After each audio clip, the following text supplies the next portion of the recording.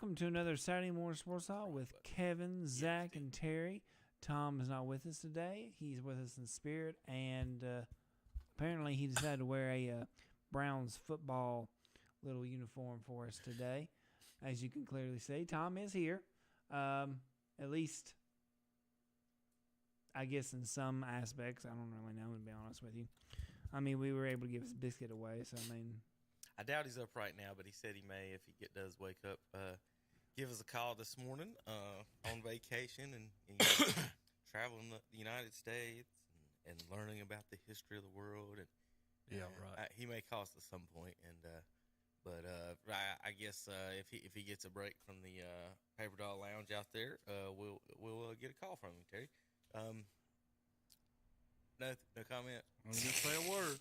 JP. Yeah, that's right. He has no idea what we're even talking about probably in there. Anyway, good morning, JP. How's your biscuit from McDonald's? I haven't eaten it yet. I'm going to. But today, well, actually, tomorrow is a very special day. Daytona 500. No, it's my birthday. Yeah, it's North Carolina State versus Carolina tomorrow, too.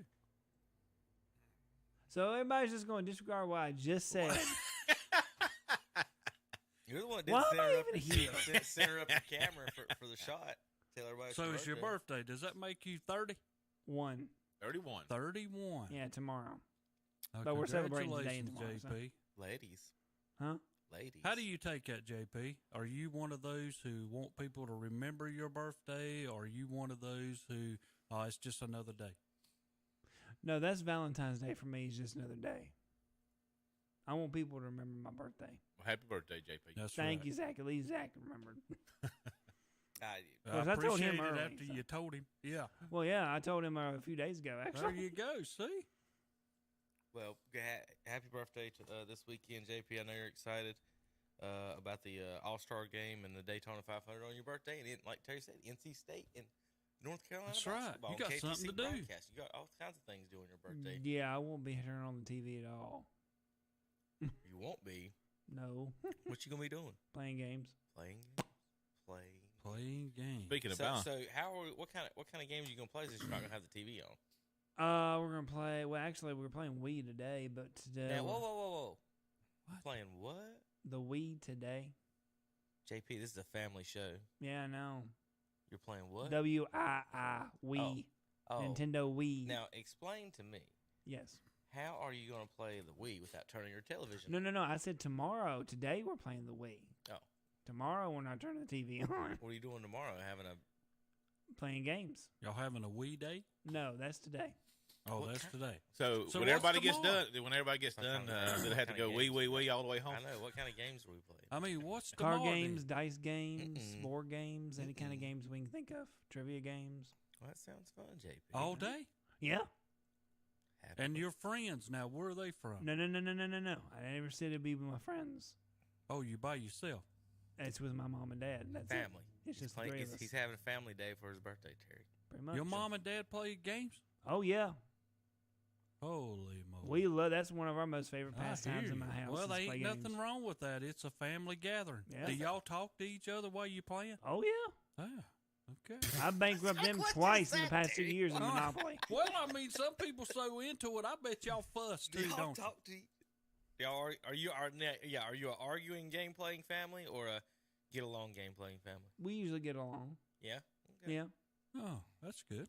I mean, I bankrupted not the past 2 even years in fun. Monopoly. See, I was about to say, JP, that's not even fun. Terry, everyone I know that's graduated from where you teach at, that I've played any type of game for. Hey, we play to win. You play cutthroat. That's exactly they right. really do. That's they play exactly cutthroat. right, buddy. They will cheat. They will lie. They will do anything to win whatever game you're playing. Well, we do what's right for us at that But, time. yeah, Rubbin's Racing and Monopoly and everything else. I've not played a single person over there that's been like, yeah, let's play for fun. Yeah. Like the first time we like to play board games at the house, and we introduced Clue to my son about 2 years ago. And you play with the pawn, but you're not the pawn. If you guys remember, you just move it around. He thought he was trying to protect his player from getting eliminated, so he was lying when you asked the questions. Couldn't figure it out, could you? And speaking of Valentine's Day, we had question come up in our not a question. It was a comment come up in our Wednesday night youth group, and the child said Valentine's Day, and we had the discussion of what percentage of people do you think pronounce Valentine's Day in America? Did you look it up? No, but I figured it would be at least 50%. Because there's a lot of times you hear somebody say it's Valentine's Day. Y'all should have Googled that. We got a big day ahead of us, guys, today. All kinds of sports brought to you by Shelby Heating and Air, Shelby, North Carolina, 704-487-7877. Family owned and operated since 1977. Hold on, Terry. I got some special offers. $20 off service calls, performance tune-ups, $200 off complete installations. If you go to ShelbyHeating.com, the special offers are online. Programmable thermostats, 15% off. $25 off new customer referrals and $100 off Infinity air purifiers. All right, Terry, what's your point now? Well, all I was going to say was here in the last few days you've needed them because we go up to 70-some, and then the next time it's 30-something. I mean, so you needed both types of air. Yes, you did. So last weekend, all kinds of things happened, of course. The Super Bowl, we've had the NBA trade deadline and everything go by. Time to kind of gather in some of that. Got some fun tweets to go over. NFL Hall of Fame and more. MLB Hall of Fame, NCAA basketball, NASCAR. It's Daytona 500 weekend. Excuse me, McDonald's.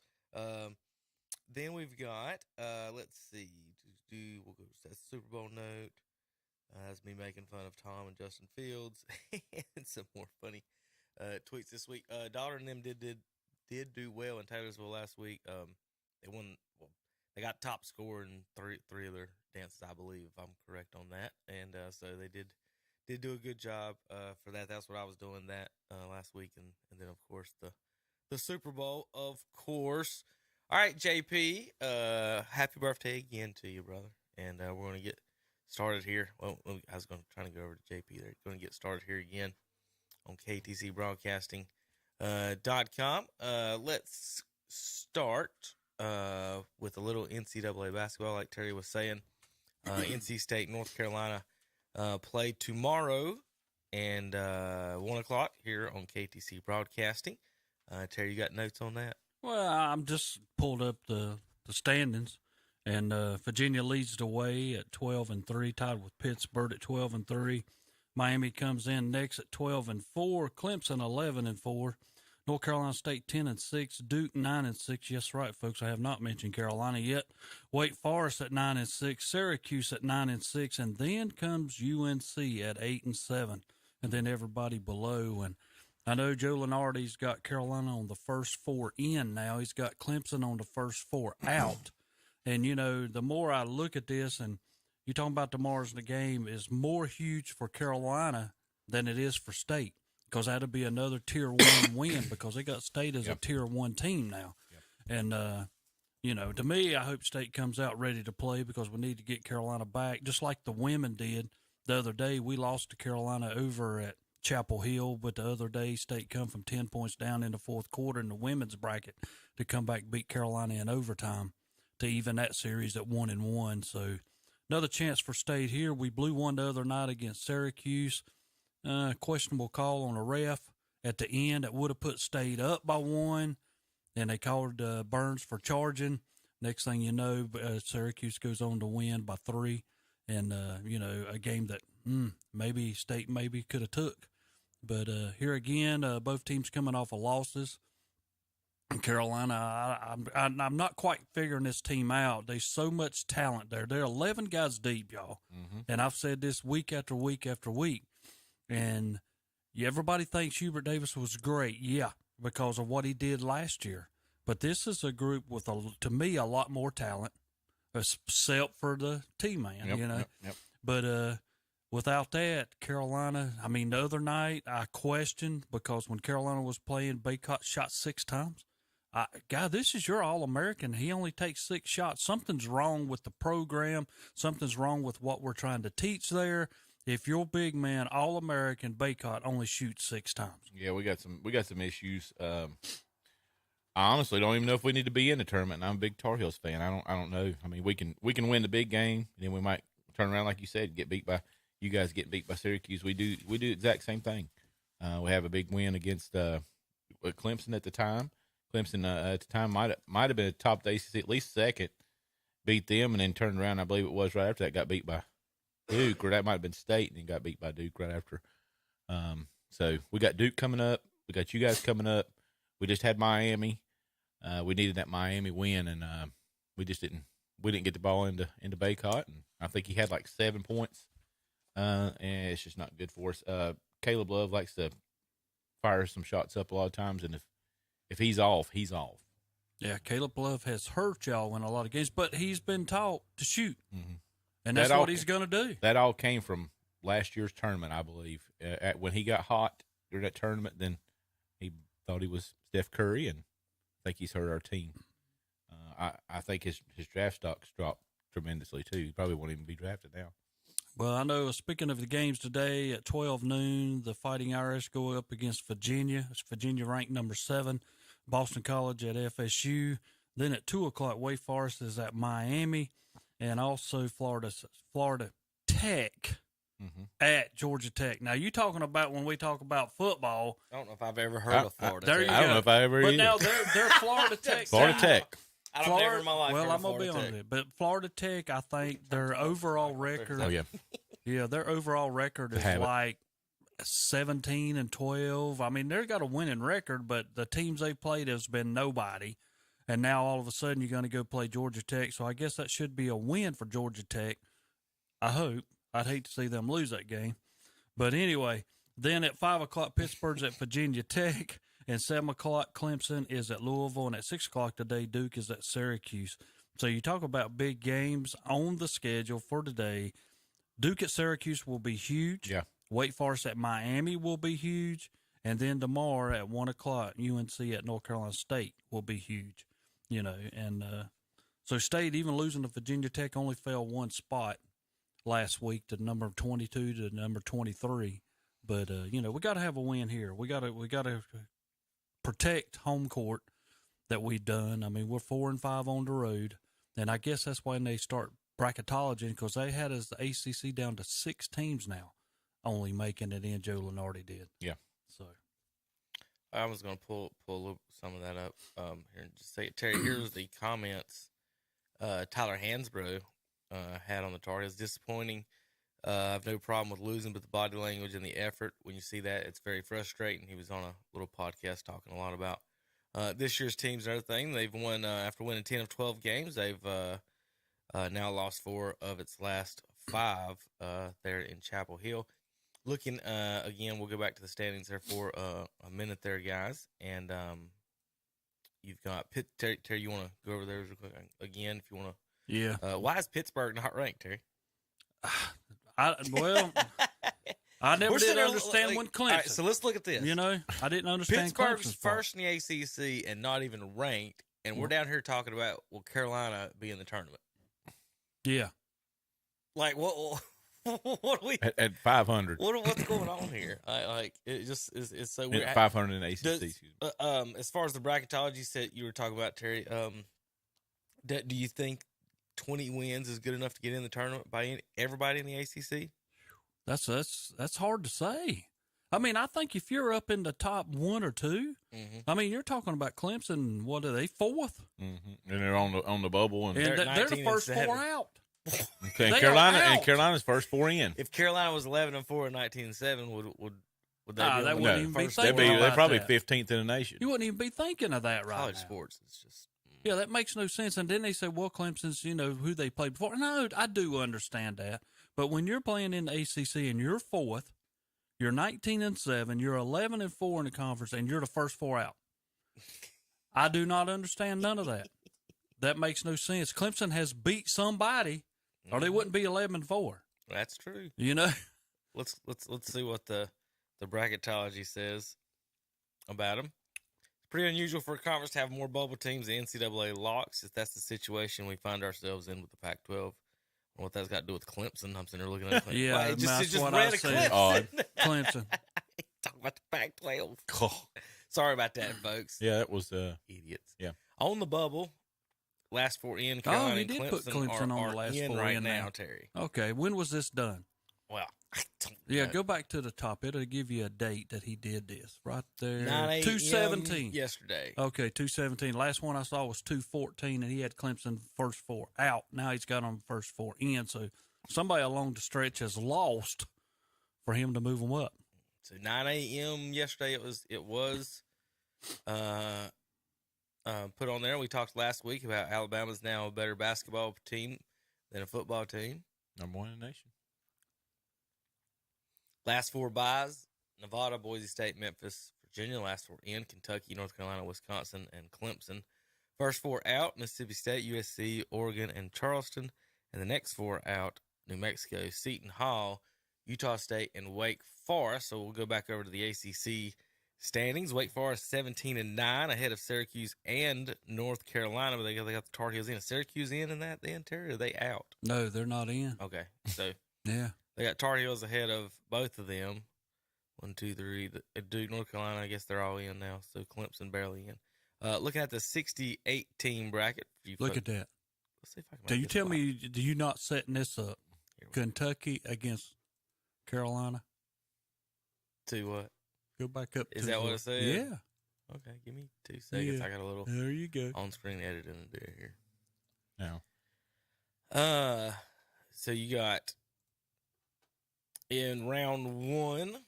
Oh, you talk about there's stuff up top. I hate Yeah, this there stupid it bracket. is. I can't Yeah. figure this stuff out. How can you have that, y'all? That should never be allowed, right? No, Kentucky should be playing like Alcorn State, and we should be playing FDU. Yeah. And Wisconsin against Yeah. Moorhead and Clemson against Howard.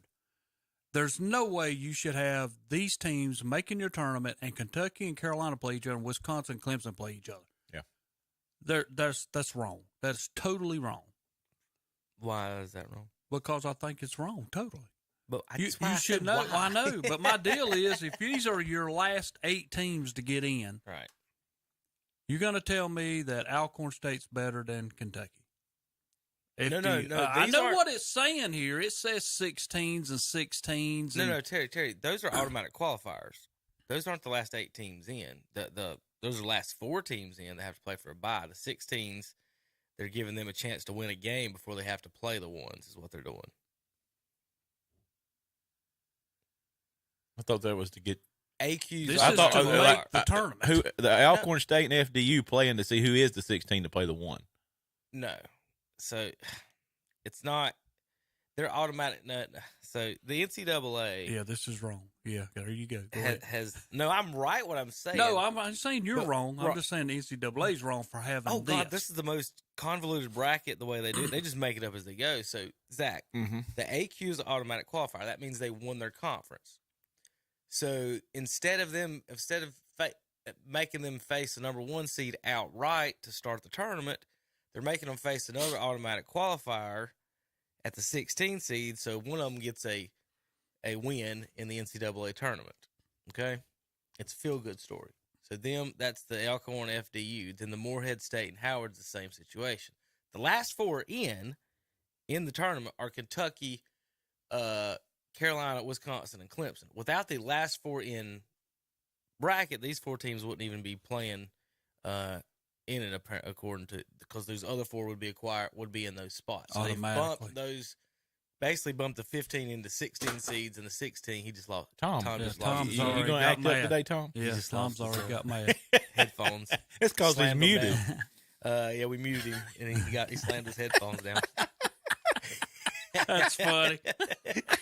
That's exactly like you, Tom. He's always acting like that. Just slams them down. But anyway, back to the to kind of serious talk. But yeah, that's just kind of how it works. But really, to me, if I am a sports fan, and I look at this, I know, Terry, this is a bad graphic. Just pretend those 16s aren't on that screen. I know. That's what you should be looking at. Yeah. That's a bad graphic. People on the radio aren't having the issue that we are looking at this bad graphic.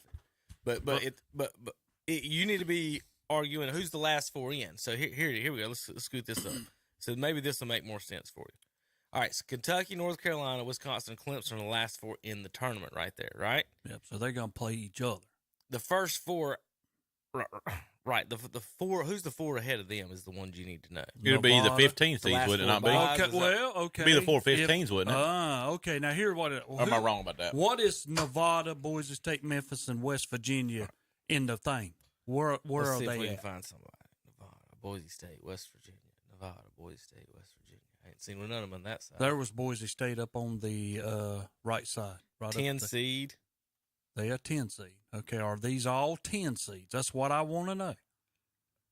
Well, Nevada's the 10 if we're seeds. 11 seeds and we're the last four ins, that would make Yes, it's sense. got to make them Arkansas is the 10 seed on that one. 10. Okay, that's all I want to know. Yep, No, they're As long 10. as they're ahead. Yeah, but those aren't the same.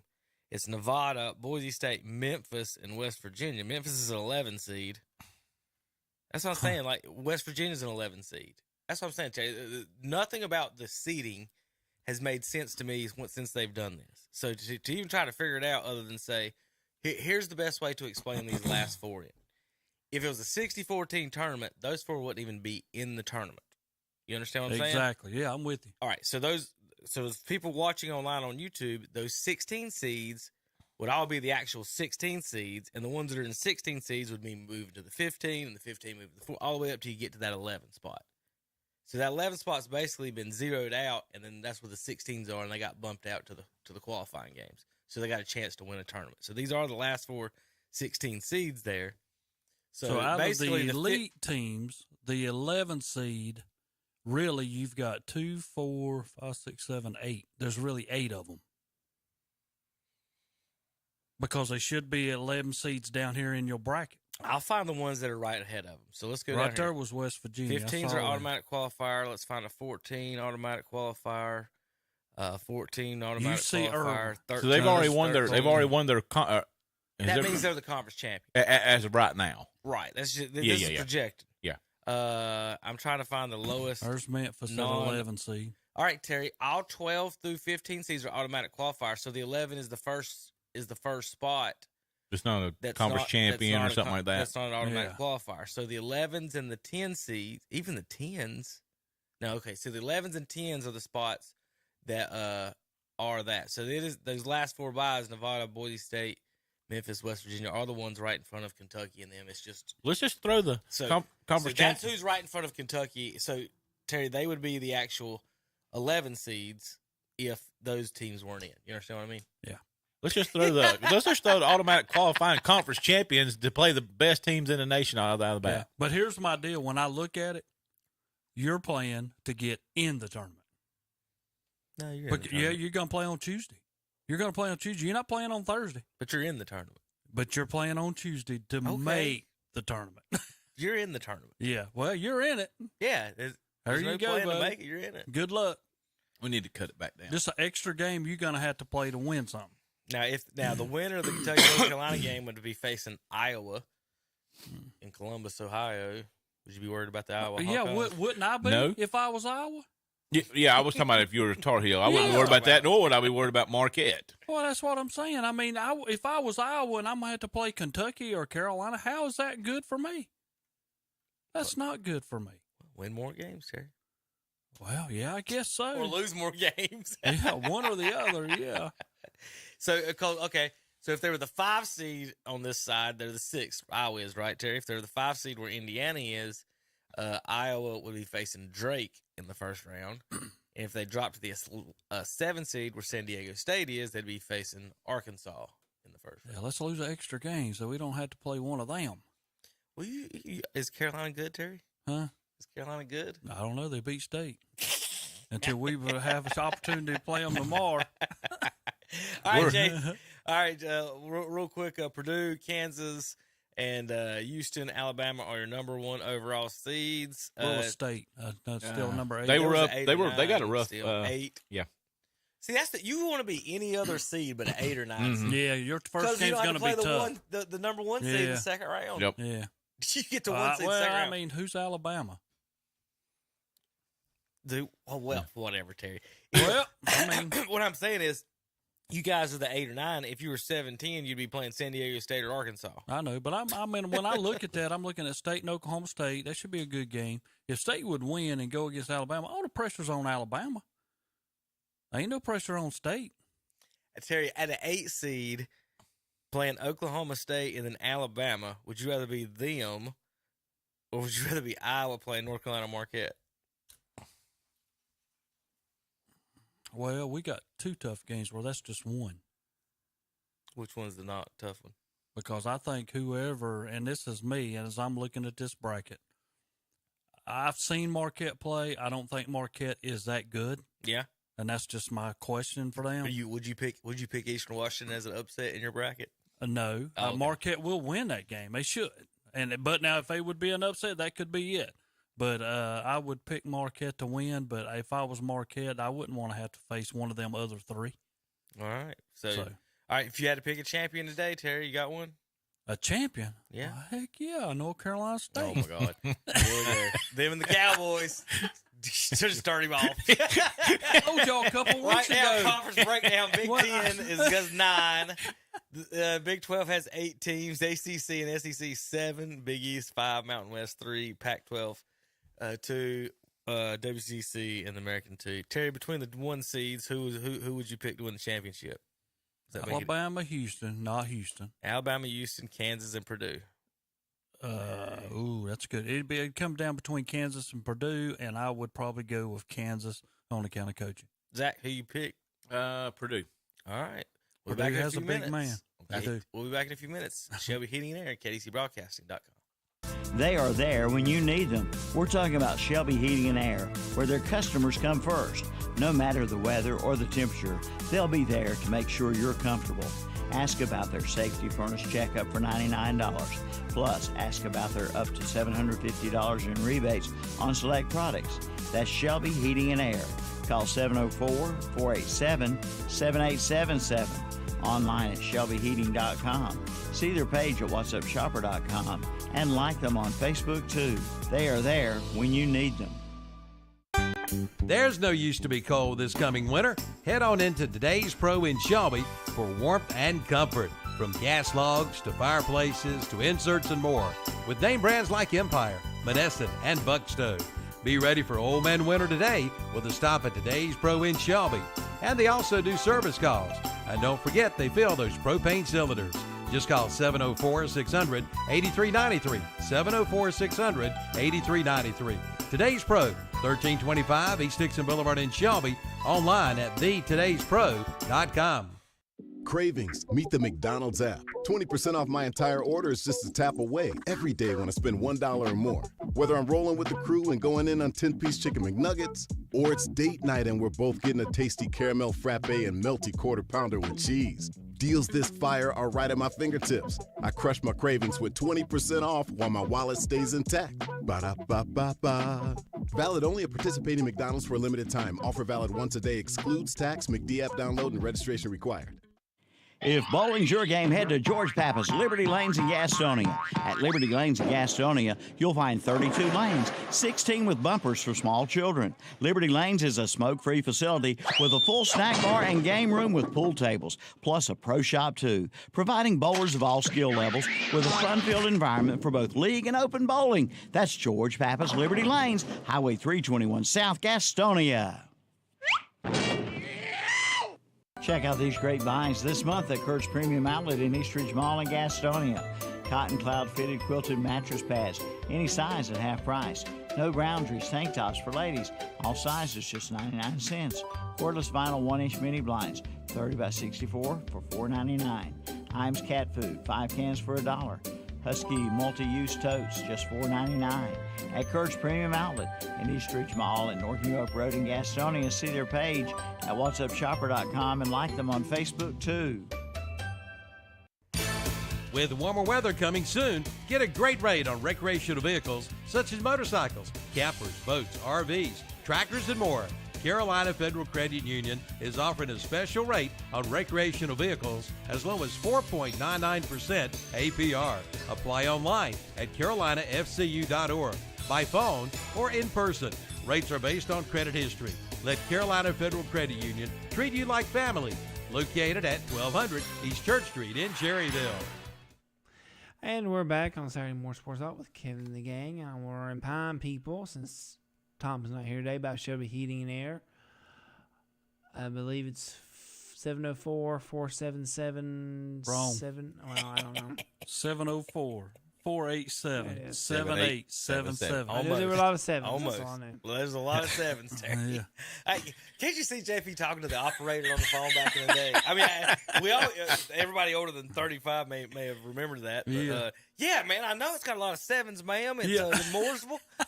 It's down the street from the Chicken Hut. And they would try to search for it, find you that number. So, JP, why are you calling? Because my birthday's tomorrow. It's my birthday. You got a birthday dance for tomorrow planned? No. As in, you don't got anything to jig or anything to do? No. All right. Well, I got a video to show you guys, and This ought to be great. Yes, it will be. Where is it? Here we go. So this is a new technology. We're going to talk a little NBA, and we'll probably see this in a lot of places. Did you see this, Zach, the other day? I just saw it this morning, actually. With Adam Silver and Ahmad Rashad. Mm-hmm. And let's see if I can get it up. Here we go. We'll do the side one. The folks at home. If you listen on the radio, so it's Adam Silver here. I'm trying to describe it. Is on a stage. Adam Silver is the NBA commissioner, if you don't know who that is, with Ahmad Rashad. And he's walking around Ahmad with his phone, and he's capturing his whole body is what's going on here, Terry. We don't need any sound or anything. Zach, we just show a little bit of it. But so he gets he captures his body with his phone. So what you'll be able to do, Terry, is then you take your grandkid can basically get a video of Terry standing in his living room, walk around him, and then you take that. The app takes that rendering of your body, and then it inserts it into what he's showing here, the actual live game, not a replay, a live game. So, guys, I think our 10 and 12-year-old selves will be losing our minds over this. So, watch him. He puts Ahmad Rashad in place for Taylor Horton Tucker. So, Ahmad Rashad's wearing a purple shirt and white pants or something right here on the stage. Nothing professional. So, it takes whatever you're wearing. And so, you put on your jersey and outfit or whatever, look like Jackie Moon in that movie. And so, look. So, there's Ahmad Rashad now. I'm going to make this big now for us here sitting in the studio. Is there in the purple. Okay? So that is a 3D Ahmad Rashad. This is live video, Terry, during the Lakers game. So you have replaced, you can replace, think about it.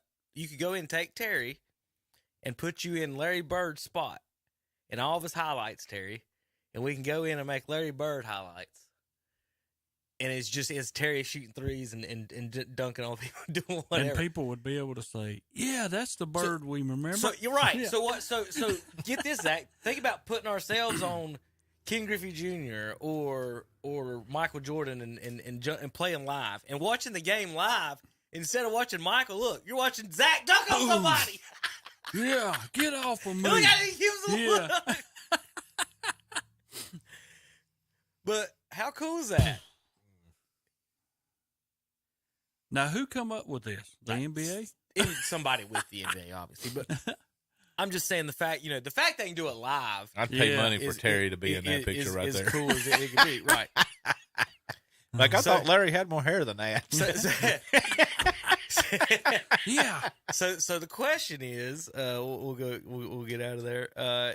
Is what do who in today's game, first of all, would you like to watch yourself live? You'd put yourself in to watch yourself live as playing. Terry, would you be Draymond Green? No, I wouldn't be Draymond. You know who I would be? Terry, are you serious? You wouldn't be Draymond Green? No, I wouldn't be Draymond. I'd want to be Draymond. He'd be my second pick. Okay. But if I went back to when I played, it'd be Curry. I'd Steph be Curry. firing from deep. You just want to be shooting those. I'd like to be either firing threes from everywhere. That's it. I'd like to either be Jokic or Luka. Either one of those two. Jokic or Luka. See yourself on TV. I'm trying to think what's the coolest person looking on TV playing basketball today. See, Durant's not. He just pulls up jumpers. Curry shoots a lot of jumpers. I think it's Anthony Edwards would be pretty cool. Yeah. If you want highlights. Yeah. Yeah. Hey, what about putting your body on Bowl? And I think about it. They're not making you 7'2". They're putting your like 5'10" butt out there. But watching your 5'10" butt do things the 7'2" guys do, Yeah. and just dunking like a foot and a half over everybody. That might be pretty cool to see yourself. Who else is up? How about Boban? Put yourself in for Boban.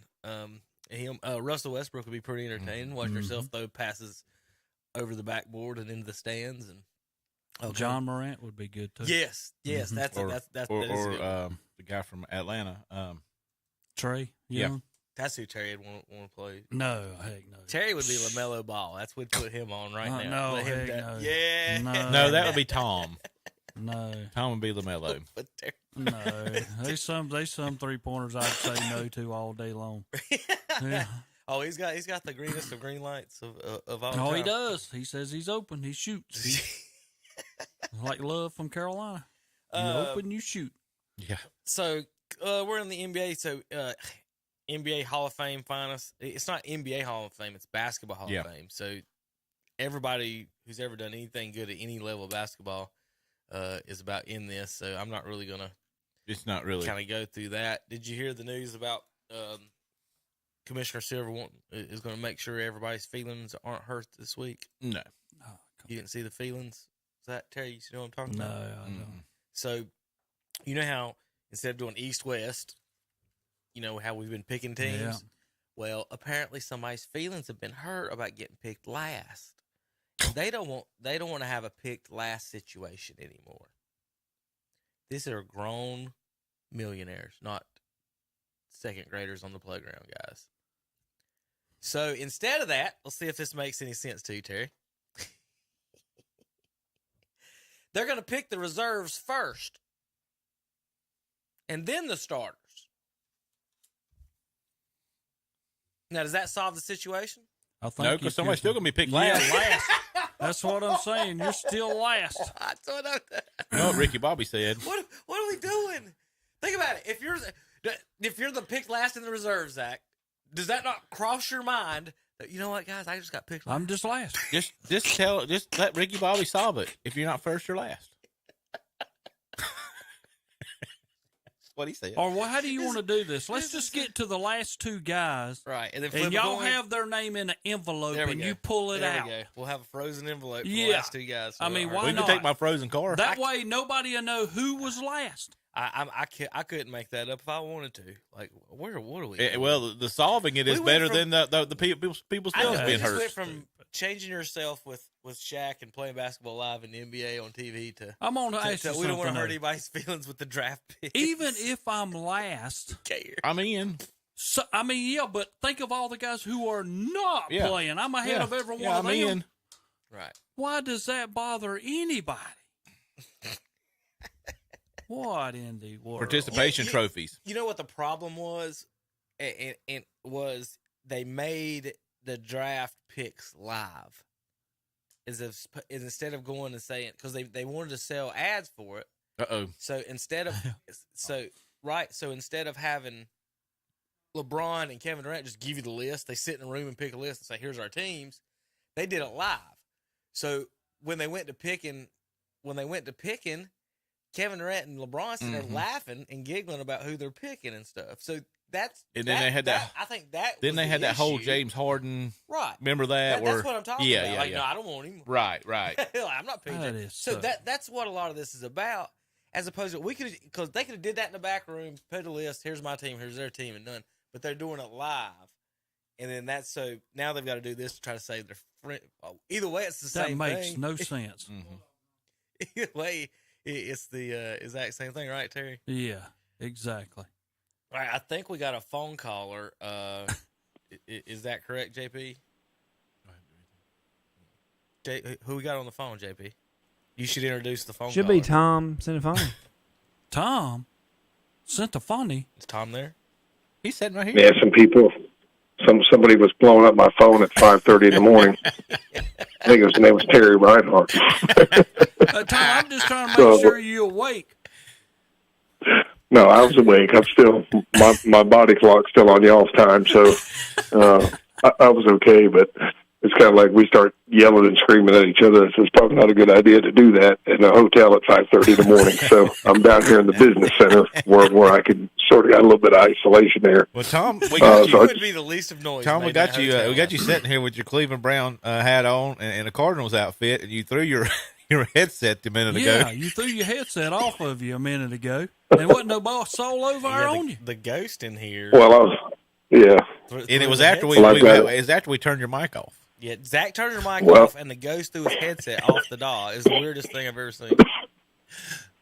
Well, I was going to pull it up on the phone, but I've got a roommate, and he was sleeping, so I didn't want to pull it up on the phone there. So I'll have to check it out here on the way back up. But I just wanted to see what you guys were talking about. Instead of talking about a little bit of NBA, and I figured Terry was hating on the Cavs because their 7-game winning streak got snapped when Philadelphia beat them by they were up by 40 on them. Tom, I figured Terry had something to say about that. We never even mentioned them, Tom, to be honest with you. But we would like to know what you're doing today out in California. Well, I just exploring liberal views. No, I'm just kidding. No, it's history. It's a history conference. So the Nixon Library is in Southern California. So you're saying we're going to go visit that tomorrow. You're saying it's going to be revisionist history? Wasn't California one of the last states to join? What kind of history conference is that going to be?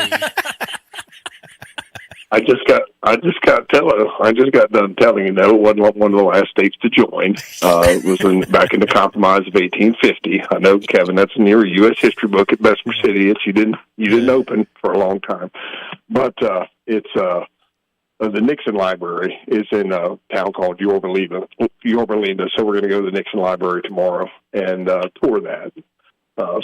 And there's some readings and things, and it's a discussion amongst friends, Kevin. You should try it sometime. Have they updated, as far as the Nixon Library, will you ask tomorrow if they've updated the recently released files where he was talking to the CIA and told him, I know who killed John, y'all did, basically, and accused them of it? I wonder if they've updated that, where 5 of the six... I will ask the concierge at the Nixon Library tomorrow. That's a question. How many burglars was it? Answer a question for me. How many burglars was it, Tom? How many burglars was it? Go ahead. I'm sorry. Do you remember how many burglars it was? No, I want to say it was 4. Okay, if it was 4, 5, or 6, whatever it was, only one of the burglars was not a CIA informant. Right. Yeah, they'd all previously worked for the government. Tomorrow to see if you get kicked out. Yeah. Well, Tom, I've been here. I couldn't bring up anything in history, and I knew Kevin was going to come up with a conspiracy. So I should have just told him I'm at the beach. Go ahead, Terry. What were you saying? Is this a paid trip?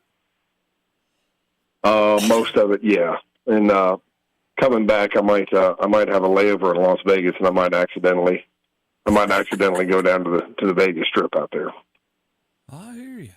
Man, listen, Terry. When you win Teacher of the Year, you get all kinds of things over there. You need to fit. Besides your own personal trailer, Terry, you get to tour the country.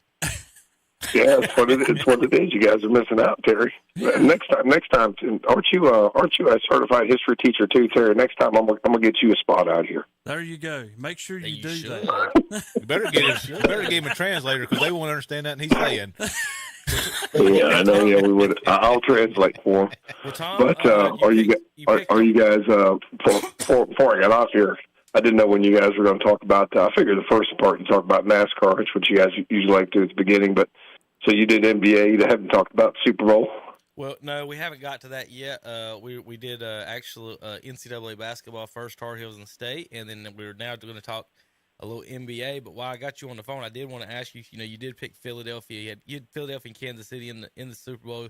You picked Philly. Which one of y'all picked Kansas City with me, like a smart person? I picked Kansas. Me and you did. Me and Zach picked the Chiefs. I was going to see what your thoughts were on the Super Bowl.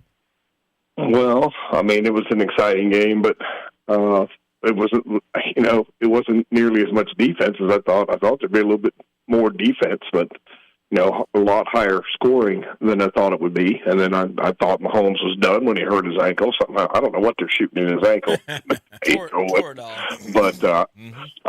thought he was done. I thought, the Philly was in good shape when they were up 10 at halftime. And then Rihanna comes out there for about 40 minutes, and I don't know what they did, emergency surgery on Patrick Mahomes or whatever, but he comes up back out in the second half like he wasn't hurt, went right down the field and scored a touchdown.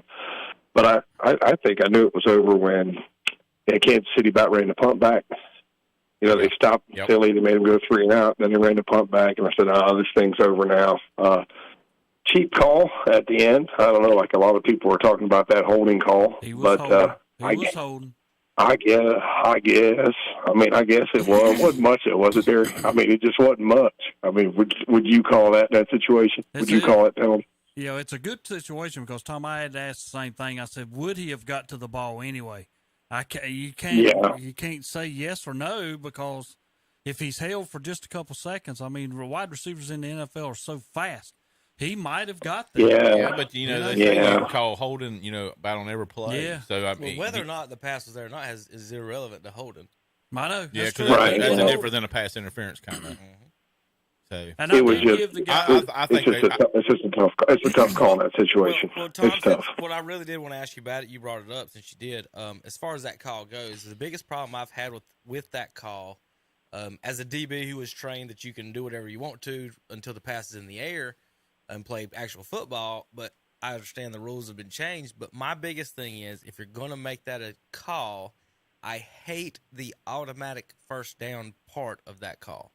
I think it should be. I agree. I think it should be a 5 or 10, agree. 5 or 10, and replay the down, whatever. You could have 3rd and 33, and hold a team, and then you be get 3rd and something 28, like that, or and 4th and 28, that's whatever. an automatic first down.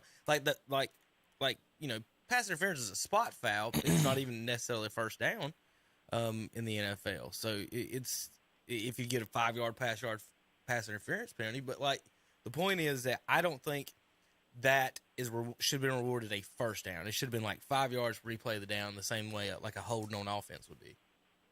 Yeah, because it is in that situation they got the first down. Now we can basically run the clock out and then kick the field goal. Right. And the game's over. Yeah. Give the guy credit who went around the side. Who was it that went around the side and laid down instead of going into the end zone? Because Philadelphia's going to let him score. And he just laid down about the 2-yard line. So you got to give him credit. He's thinking, I could have. Team game. Exactly. There you go. I'm a team player instead of about me. Yeah. And I think everybody knew, when Cleveland lost to the Jets early in the season, that's what happened. Nick Chubb went in and scored a touchdown. And it looked like the game was over, and then they Jets get a touchdown onside kick and all that. The other team cannot win if you run the clock out. So a lot of teams try that strategy of letting teams. I've even seen some teams try to pull the guy into the end zone so he scores, so you get the ball back. But it lived up to the billing. I'll say that it was exciting. I think the Vegas line was 1.5. They had Philly by 1 or 1.5, and that's basically what it was. It was a field goal game, and exciting. And I think that that's what the fans want. And fixed or not, it was exciting. So I think people got their money's worth. Another thing I want to throw in there, Tom, maybe you got beat by coaching also. I think maybe when you went in halftime, Andy Reid made some adjustments. Philadelphia said, we're stopping them with what we're doing, so we're not going to make no adjustments. We're going to stay with what we're doing. And that might have got him beat also. And there was a couple of defensive adjustments too, where Kansas City had some guys wide open on touchdowns, on touchdown throws. That some defensive adjustments didn't get made after the first time it happened. And, would you want to go up against Andy Reid in the Super Bowl? No. He's definitely not who I'd want to go up against. So, he did they got it done. I really think. I think Philly maybe has a little bit better team, but not on that day. So, congratulations to the Chiefs, and I have to eat a little crow, and you guys are right. It was only the second playoff game I missed. Y'all do realize that, right? Yeah. You do realize I was the king of the playoffs. I missed one game. The team that loses in the Super Bowl is not the king of the playoffs there, Chief. No, I said I'm the king of the playoff picks because if we did all the playoff picks, I had the best record. Yeah, but by far. I don't think it would be close. Points for picking the champion. That's it. Right, you Terry? get more points at the end than you do at He's never played this. He's never had a bracket. That's what I'm saying. Have you ever had a bracket in front of you? For sure. I just want y'all to pull up the playoff record and just look at that, and you could just tell that. Yeah, but Tom is the king of the playoffs. Hey, where you at right now? I'm in the business center. I'm in Fullerton, California. Fullerton, where's that near? Like, that's a big state. Well, it's like Orange County. I flew into the Orange County airport, so it's in the Los Angeles area. There we go. Big city for us. For us country folks that don't know about that stuff. We were just wondering. So you in Hollywood? Sorta, kinda, yeah. And I think the Yorba Linda is a little bit more to the east. It's not really near the beach. Well, the guy, my Uber driver told me I was somewhere near the beach, but I don't think I'm going to venture towards there. We got to get busy today. We got some documents to discuss and conspiracy theories to hash out. So we've got a lot of fun stuff planned today. Well, we found you online. I don't know if you're watching on YouTube and folks are at home, but we have located you. It looks like they're installing, Tom, a giant head of you. Looks like a big fat head on the Hollywood sign. So there it is, Hollywood Tom, there, right there. Yeah. For folks at home. Well, I'm gonna pull it up on YouTube and there we go. do a little to see how bad I'm being humiliated on the broadcast. So I appreciate that. I appreciate that. It honestly looks like a. Now you know how I'd feel every Saturday, Tom. Yes, I do, Jake. Now, are y'all? I just want to make sure y'all are giving your Shelby Heating and Air plug, right? We are. We might have the phone number wrong, okay, but just make sure that you guys are 704-487-7877. Make sure we're getting that in breaks. So I wasn't there, so I'm just worried about them getting their plugs this morning. I think JP said 867-5309. He probably did. 90210. JP's never heard that. JP's never heard that.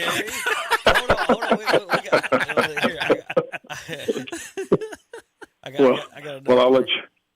Go ahead, Tom. I'll let you guys get back to business. But I just didn't want to pick the Eagles, and they lost, and then not show up the next day. But I just did want to emphasize that even though you don't agree, I still have the best playoff record, and we can argue that when I come back next week. It looks like on our webpage here, Tom, there's a Tom spy balloon going all over California. There he is. 90210. You know, yeah. You need to take Kevin's computer away from him. Take the computer away from him. Take the computer away from him. So, and Terry, just give my Cavs a little bit of love when you finish your NBA segment. Yeah, I actually did get caught up on my NBA trades after my gaffe last week. I was pretty embarrassed about that. But Cavs did win 7 in a row, Terry. And now that, yes, Zach, we know that no more Kevin Durant in Brooklyn. That's right. I think Cleveland's the solid number 3 team. Don't y'all agree? I do. Cleveland, the solid number 3. Well, I want to tell you something. I could put them behind Philadelphia I will ask and you Boston. something, Tom, as we sit here, because the other day I watched Boston play Milwaukee. Boston had no Brown, no Tatum, no Horford, and no Smart. And it took Milwaukee overtime to beat Boston with all of their players. But sometimes I swear, man, like if you're not facing the other team's best players and you just don't play hard. I think it got a little something to do with that. That's why Cleveland got beat by the Warriors backups. Like they were like, man, if you're not even going to start your guys, then I'm not even going to really try hard. Plus, it's an 82-game season, Terry. So you know how those guys approach some of those games. I don't put a whole lot into that, but you know, I'll give you credit. I think Boston's the best in the East right now. I think Philly can take them down, and I think now that Brooklyn's been disassembled, I guess it'd be either Cleveland or Miami. I don't have it pulled up in front of me right now. Do y'all have the standings up there? No, we're messing with you right now. That's what I figured. I figured they're doing that. A whole bunch of different. I think there's like a whole bunch of different pictures of me right now. So I'm kind of regretting calling in. Maybe I should have just slept in. Yeah, you just made the balloon. Ideas I had called in. You just now made the balloon. Yeah. Yeah. Well, I'll have to rewatch the broadcast when Kevin publishes it at the was it 9 o'clock out there? Yes, it is. I'll have to watch it at 9 o'clock. So I appreciate you guys humiliating me the day I'm not there. We love this part of it. I get to do you this way like y'all do me when I'm not here. Yeah, we do. No, we don't do you nearly as bad when you're away, Terry, than when I'm away. It's 10 times as bad, but that's okay. I'm sure I'm getting the images on my phone. I'll have to check them out and see what it looks like. So I'm sure it's humiliating. I appreciate that. It's only for you, Tom. All right, Tom. Well, I be careful and see if you don't get kicked out of the Nixon administration today. All right, I'll try to behave myself, and you guys have fun, and I will be back next week. All right, as our edition of Beverly Hills 90 Tom 10. Yeah, here on KTC Broadcasting. That's great, JP. All right, so had a little fun there with Tom. I guess he'll go back and watch a little bit of that. A little quick, fast as I could editing there, folks. You did good. I got to find a shot I can go away from and get rid of some of this stuff for a minute. All right, we were going to talk about the NBA there for a second, for a moment, before we got a little silly with Tom. And Terry had to wake him up. That's all Terry's fault. We were going to give him a little bit. Well, I was going to give him till 9:30. I do not give the man that long. Texting. No. Even though the sun didn't even come up out there yet when Terry started texting. But he was mentioning the standings, and then without Brooklyn, he said the Cavs are 3. What about Philadelphia? Who's he forgetting there, Terry? Yeah. If he's got the Cavs at 3. Well, when I look at the standings, I mean, you're talking about going in here. This is, Kevin, you're talking about how games mean a difference. Think of it. We probably only got 25 games left. I thought we were supposed to do this halfway through the season. I mean, it's 82-game season, and we have played almost 60 before we ever have an NBA playoff. I mean, an All-Star game. All-Star break. Mm-hmm. They used to do it in January, did it not? I mean, no, it's usually it's always been the week after the Super Bowl. So the Super Bowl is pushed, but there's back a week or two, and so now it's here. I would honestly, as far as the All-Star, what if they switched? And what if, here's my proposal. Y'all ready for this? Monday's President's Day, right? Mm-hmm. Yeah. Why don't we have the Super Bowl Sunday of President's Day? Would that not make sense? And then all these people could, because a lot of people don't even actually go to Super Bowl parties because they have kids. That's true. And at 6, they don't start till 6:30. It's not going to be game's not going to be over till maybe 10 o'clock. You would have more people, I think, staying and watching the whole game and the end of the games, and you'd have more people. Kids wouldn't have to go to work the next day. That a bunch of the bankers and you lazy government teacher workers over there wouldn't have to go, Terry. But what do you think about? Because a lot of people have said it should be. Here's what's weird: Super Bowl Sunday, everybody wanted the Monday off, but I always never figured out why the NCAA championship was on a Monday instead of Saturday night. That's true. You'd have Sunday off, and the college kids wouldn't be missing classes if your team's playing in it. That's true. So that's even weirder than the NFL. But what do you think about bumping it back one more week to President's Day, Terry? I have no trouble with that. Right. I mean, but if they do that, then they're gonna say, okay, let's put number 18 games. Well, just start the season a week later. Who cares? Well, they're not gonna do that. We're having an extra bye week. Yeah, they're not gonna do that neither. Well, if you did, it's going to be about all money. Let's put another game in there. Well, they probably will. But if you did an extra bye week, though, either way, that would solve the. You just have because games. Nobody would want to go from the championship of the NFC, AFC for 3 weeks before you ever had. Super Bowl. I mean, like an extra bye week in the regular season. Yeah. So 2. Yeah. Not even everybody gets 2. Just add an extra. Well, I guess you'd have to have 2 weeks. Add an extra week to the season. Whatever. Who cares? Anyway, back to the NBA. Boston Bucks and San Francisco. Cleveland top 4. I don't see anyone else doing any type of noise in the East. Other than the Heat, I do give Miami. That's the only one I would give a chance. They have a core group with that team, and you never know what they're going to do. I mean, like I've always said, if you can finish 500 or above, you're in the playoffs. I mean, that's just how it is. Yeah, because they've gotten 10 of the 15 teams to Yeah, make it. that's what I'm saying. You don't even have to be 500 anymore. What's weird about the NBA expanding, you know, the playoffs is that Terry. Well, we've had 1 7 or 8 seed that's won the first round anyway. Maybe. Or And two, see, one here, or two. here's It's the not deal. like football. And By then no you means. happens all sit the back time, and right. you wonder how come Greg Popovich did what he did. Because you know what? We're not going to have none of this. I can lose so many games and still win the NBA title if I finish in the top 4. You want to be a top You know 4 what I'm saying? if you can. So, hey, you take an extra day off. You take an extra day off. And I can understand every bit of that of what he did here. You know, but now we're starting to do it a lot too much. I wish they would take home games off instead of the road games. Yeah, true. And the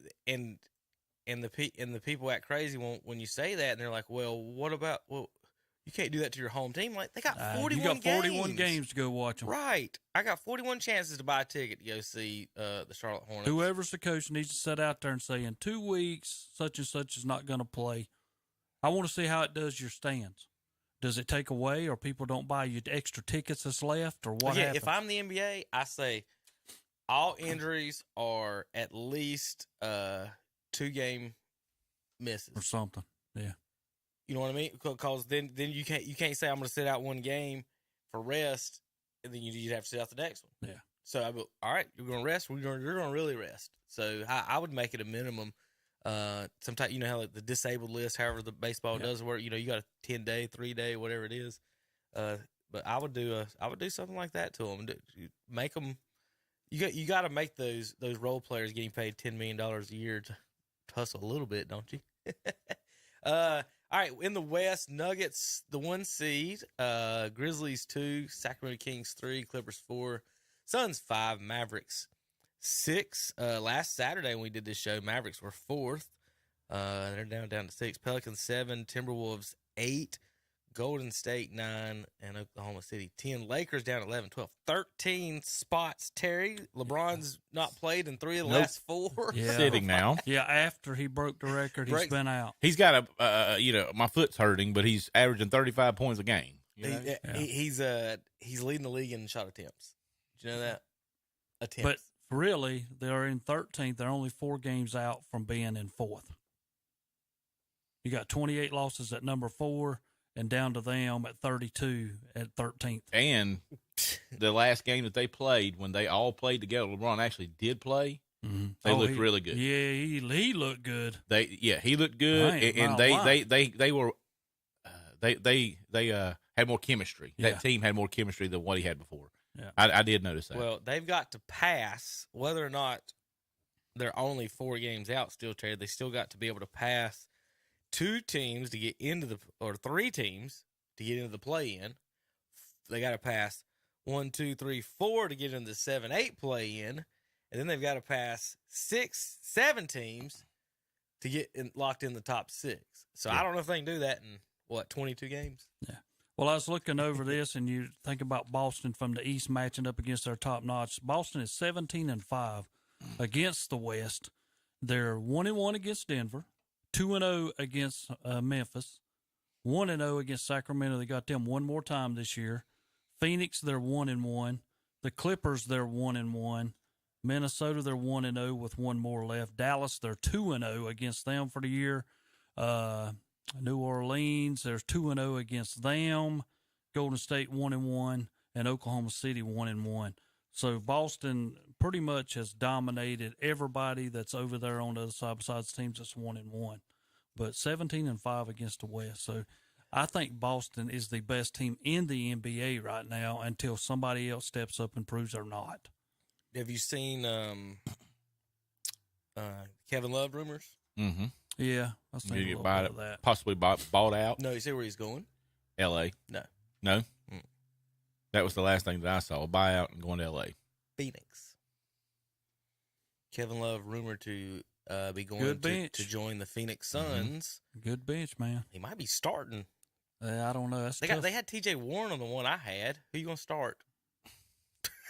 At power forward. I don't know. I think that's a 50-50. Would you do? Would you just depending on matchups because Durant can play? Yeah. How tall is T.J. Warren? Like 6'8", isn't he? Yeah. He's much taller than that, is he? Yeah. With And Durant, then with Durant being 7 foot, you can kind of do whatever Yeah. you want to you matchup can. wise. and Kevin Love's 6'10", probably 6'11", 6'9". He might be 7 foot. Is he? Is he that tall yet? Or yet? Like he's. But it ain't like you're bringing him for. He's not coming in for defense, regardless of his size. Oh, but he no. can rebound. He can shoot. No, Kevin Durant is a good shot blocker if he's in the paint. But if he's after guarding a small forward, he can't block nobody's shot. He used to lead. I'm pretty sure he's led about every team he's been on. And Kevin Love's they not. got DeAndre Ayton down there now. That's not what he's down there. 18 and 10 and get defense. That'd be a pretty. Kevin Love would be there to shoot threes and get rebounds. He's Yeah. a rebounding machine. Let's see what he was doing this year before he hadn't. Played He's like like the last 10 7'7" and games. 7'7" and 5. They got him listed at 6'8".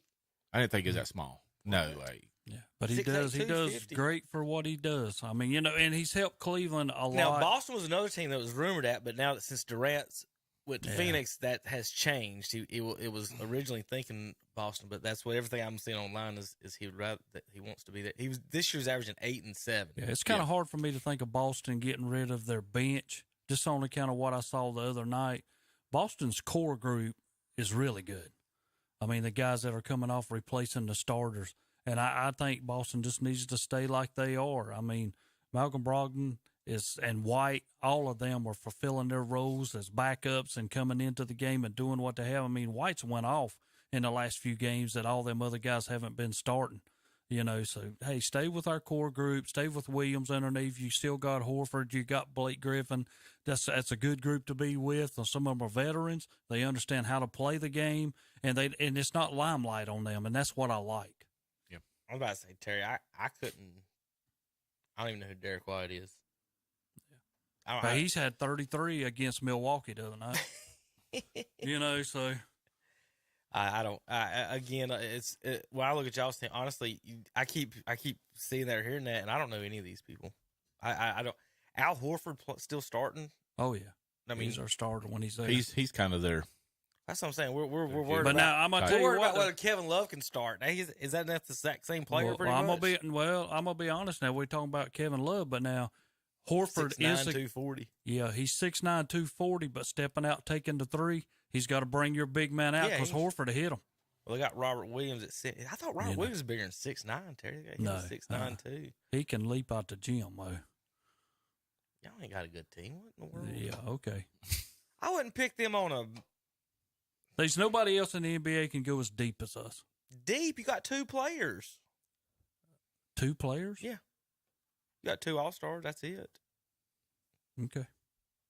All right. That's what everybody wants to think. Well, I'm saying, are there anybody else All-Stars on that team? Well, no, they're not Okay. All-Stars, but I mean, there ain't but so many All-Stars you can put. I know that. But I just want to know which one got picked last. Okay, well, put it this way. Yeah, that's right. Did you say nobody in the NBA or the East? Nobody in the NBA can go as deep as us. Phoenix Suns. I don't think they can. Terry. All right. Jason Tatum, Kevin Durant, Jaylen Brown, Devin Booker. Chris Paul's better than Marcus Smart. Okay. Al Horford, Kevin Love. No, that's not even that's a joke. DeAndre Ayton's better than Robert Williams. No. Yes, Terry. He might say because he's getting to play all the time, but he's a full-time starter. Yes, the number overall pick is Horford is our starter. He's 18. I mean, you know what I'm saying? Terry, who's your power forward? I'm looking at the Boston Celtics depth chart right now on ESPN. And So you're saying Malcolm Brogdon is no good? There's your starter. He's a control player. He's a 6th. He's nobody has a Marcus Smart. Even Phoenix don't have a Marcus Smart. A guy that's going to do the dirty work. Name me a guy off of that starting 5 for Phoenix who's going to do the dirty work. Well, Chris Paul hits people in the man joint. Of course, Yeah, he's going to do the dirty work. He's not going to do nothing. But Nobody has scores like Jaylen Brown and Jason Tatum.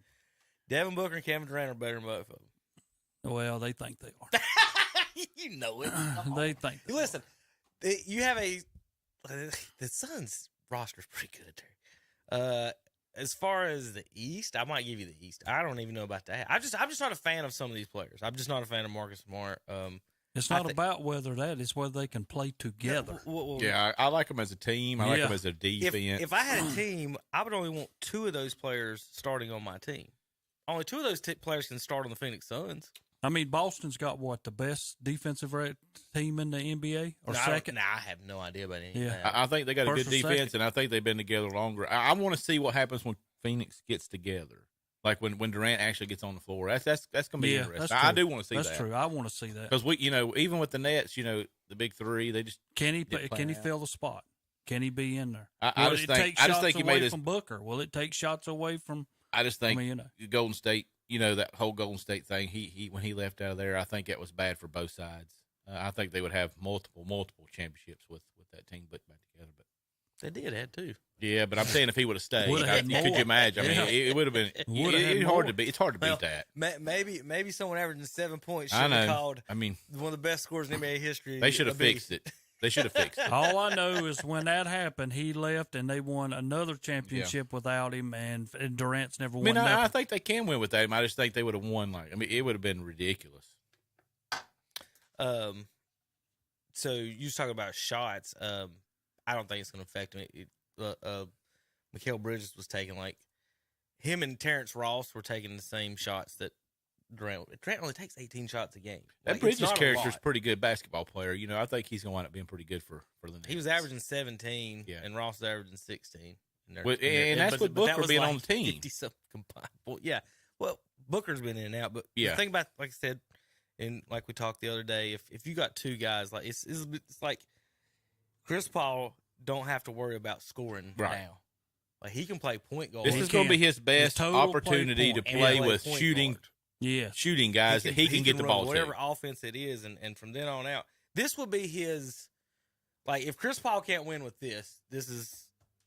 I agree. I agree. This is his referendum is like you're not getting in the top 4 or whatever 5 of greatest point guards ever. Because again, I just if I was playing in the NBA and I wanted a shooting guard and a small forward, that would be my first 2 picks. Would be Devin Booker and Kevin Durant. That's the first. That's who I would. If boom assist, boom assist. I don't even have to do anything.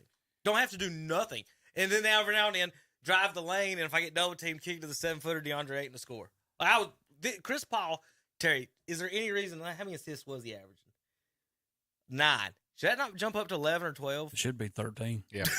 I'm gonna serious. give him 4 more. I mean, yeah. I mean, it that's should. fair. The question is going to come out to health. Can Chris Paul make it through the playoffs? He never does. It's like he's cursed. That's why I'm saying he don't have to do what he's been doing. You're right. He's gotten hurt and all of them, but he don't have to do anything now. He was averaging 13 and 9. If those numbers switched, will they not be better off, Terry? Absolutely. No, it should. 9 and 13. But really, on the back end of it, do people play them where all of a sudden they just pull off and they're going to stop these other guys and say, Chris Paul, you're going to have to beat us? If they leave him open, he's going to hit shots. He should. He's not going to beat him to the hole and stuff like that. This No, season. he's old. Now, what if he ends up at 12 and 12? That'll probably be more realistic, right? 12 or 11 and Probably. 11. He's at 13 and 9 right now. But that would just be fun playing with that as a point guard. Like I said, I'm not a Chris Paul fan at all, but I'm just excited the fact this is the first time in Durant's career where he might take more shots than the point guard on a team. He's played with Kyrie, Westbrook, and Curry. And now, go back to the standings. It is Phoenix. They're the 6, I think. They're 5 right now. They're the 5. Denver's 6 right now, yeah. Okay. And Durant he ain't playing for the next 2 weeks still. He's still hurt. So who even knows with that. All-Star real quick. Terry, have you watched any of it this weekend yet? I turned over there last night. I saw Pujols y'all. get a steal. Well, no, I didn't. I turned over there last night, and He didn't pull a hamstring. Joakim Noah was picking a team, Yeah. and Jason Terry was picking a team. That's some kind of preliminary build up to some kind of championship that they were playing for yesterday, and it made no sense to me. I don't know. I haven't watched any of it. I was just wondering if y'all had or not. I think we should need to go back to the old style of the All-Star game and just Well, I didn't play it. understand The last East night. West I would did. be. Yeah, this has got silly. It has. It has. It's almost almost like flag football in the NFL. That's what I was going to say. It's almost.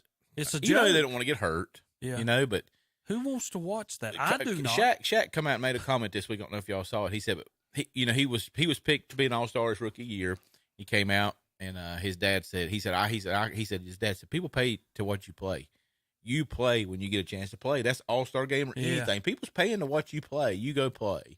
You know, and in a day's time, you're getting mad because they don't get picked. They get mad because they get picked last. Did you see what Luca's favorite part of All-Star Weekend was? I did not. He said the trip to Mexico on Monday. Okay. Kurt Busch down there. Kyle Busch. I mean, I'm sorry. Kyle Busch. Kyle's my favorite driver too, Terry. That was just a side joke. I know. Kyle's my favorite driver too. So. But they're talking about the Elam rule again, Terry, where you gotta once you in the game you play to a certain number. I like that better than. Do you like it? I yeah. do. If they're gonna do all this other silly stuff, might as well just. Hey, we're gonna do the big play the 50. I know what's gonna happen though when you get in that All-Star game. Okay, your magic number is 179. Yeah. Well, right, but that too. I like it because that's better than people that takes away the whole running out the clock thing. You know what I mean? Like it completely takes away any type of trying to run the clock. Yeah, but I wouldn't want to be the team all of a sudden they say 179 and I'm 8 points back now from the leader. Well, you're 8 points back in 10 minutes, Terry. It's about the same thing. Now, real quick, would that not work better or cooler? What do you think about like in high school level where you don't have a shot clock? Into the third quarter, add 20 to the top score, or add 10 to the top 20 to the top score. First one of that wins. I don't know. And then you wouldn't have the four corners, the wasting time, or any of that in high school sports. That's a good question. I don't know. I don't know whether some of the teams that was in the lead might end up choking away. I don't know. A lot of comebacks for them to get beat. Maybe they for would. Playoff. That's why I'm asking. What do you think? I don't know. What do you think about that rule? That's what they're talking about here on the internet. For you folks unfamiliar with it, basically at the end of the third quarter, let's say the score is 75-70. They'll add 25 points to the top number and say first team to 100 wins, as opposed to we're playing for 8 minutes and then you got time running out the clock. What about doing that in football or any other sport with a time limit on it instead of at the end of the games and coaches taking knees and stuff like that? You're actually trying to score every series you got the ball, and you're not worried about your only reason you're worried about turning it over is field position, but you're not worried about time. Think about how much we're worried about time. And half the NFL coaches have no idea how to do it either. Well, that's true. Just a question about any. What do you think about any sports? Just think about it. I don't know if you do it in tennis or anything like that, but it'd be kind of hard. My favorite part of All-Star Weekend was always soccer. Terry, first team to 3. Wouldn't that be better than time? Well, yeah. First team to 4. Oh God, it'd be way better than doing time. We wouldn't have any keep away. Unless you don't get to 4 and it's like a 10-hour game. Yeah. Well, surely. Let's just say if you get as opposed to playing defense, you would get to you could put shrink the field and go to 4. The full time of the game. If it doesn't get to 3, if you get to 3, it's over. Yeah, kind of like the run rule. You know what I'm saying? If you was bad in soccer, it'd be over quick. Right. That would save us from having to watch bad soccer. Right. Well, I was gonna say I paid that money to get in here. The game's over in 5 minutes. My favorite thing of All-Star Weekend was always skills challenge stuff. Anyway, dunk contest, 3 points. You know. No, I like the 3-point contest. I do too. I think that's skill. Yeah, I do too. Well, what about? I don't like your dunk contest no more. I liked it in the Vince Carter before, you know, when they got into every some of the dunk's stupid already stuff. been done. Yeah, that you can think of now. What about? They talk a lot about the WNBA, how to make it better or improve things. Of course, it's weird that they accept Terry using a smaller ball. Mm-hmm. They accept shooting from a shorter distance from the 3-point line, right? But if I say lower the goal, they get mad. Now, wouldn't that make it more like regular basketball for men if we lowered the goal? Like, you know, the basketball, the women style of play is the same style of play you get at your local YMCA. Style, not quality. Don't get those mixed up. The style. The pick and roll, backdoor, Princeton offense type thing. You're not throwing out. It's a completely different game, folks, playing on a basketball court. Trust me, playing on a basketball court with people that dunk. Being able to toss a ball up over someone's head and someone just dunking it on it is so much different than just here, pick and roll. I hope you hit your jumper, because if you don't, I'm gonna shoot mine. It's just so besides that, what do you guys think about possibly, you know, the NBA owns them, right? why don't the WNBA possibly play before NBA games? Right, summer. No, like I'm talking about. Same season. Yes. I thought you meant like before. We have month-wise. like in high school and middle school, the teams travel together. Would you not, Terry, show up an extra hour early, possibly if you have kids, to watch the WNBA game instead of they all have shooting place. They can shoot in the back. Yeah. They all have their own little shooting centers or whatever to warm up with. What I'm saying is that why not, or even, you'll still have an hour break between games, but I would actually go. I don't know if I'll ever go to a WNBA game, but if it was an hour before or 2 hours before the Hornets game, and you make it like a 4-hour thing, I might do that. I might show up early and do that type of thing. You can tie those two folks together, those two fan bases, and make concessions half price. Concessions, Yeah. concessions half price for the first game. I don't know. That would be a bad idea. That might get people in the door. You might. Half the price concessions. I don't know whether the ladies of the world would want that, because to me, then you're making them second tier. But they might get more fans in the stands. They would be playing in front of more maybe. people. I ain't say they would. They might. That's my thing, though. Would they not? Depends on where you're at, though. You know what I'm Especially saying? if you had, let's just say this. Let's just say you're like Kevin. Well, there's only and you got a girl and a 16 boy. teams. And maybe Belle wanted to see the girls play and also want to see the boys play. Yeah. That's fair. Yeah. I just don't see a reason not to. I mean, it would cut league costs, wouldn't it? Put them all on the same planes. You could put them, even if you didn't want to do that, which, same hotel. Anyway, there's a bunch of different ways. If you're playing, you wouldn't have to rent the arenas during the summer or run the arenas by themselves just for that game.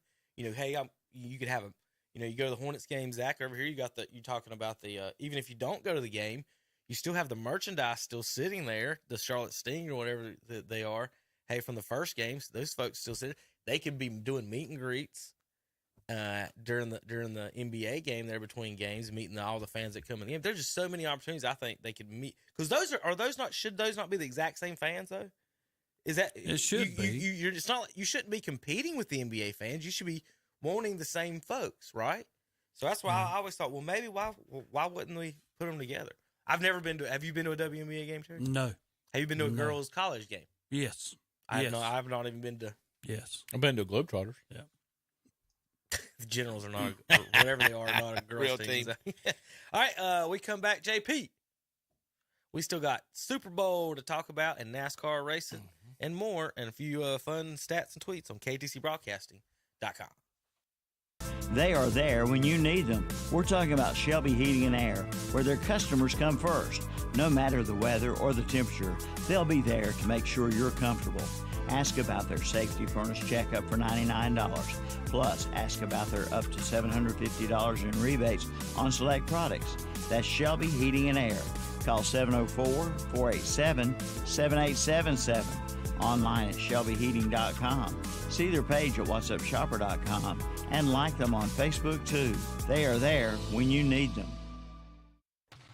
Starting in March, you can book your tee times online at the Glen Oaks Golf Course in Maiden. Just go online at glenoaksgolf.com. Pick out your tee time and book it. Check out their pro shop, snack bar, driving range, and banquet hall. And memberships are available. For more information, call 828-428-2451. Or again, go online at glenoaksgolf.com and like them on Facebook too.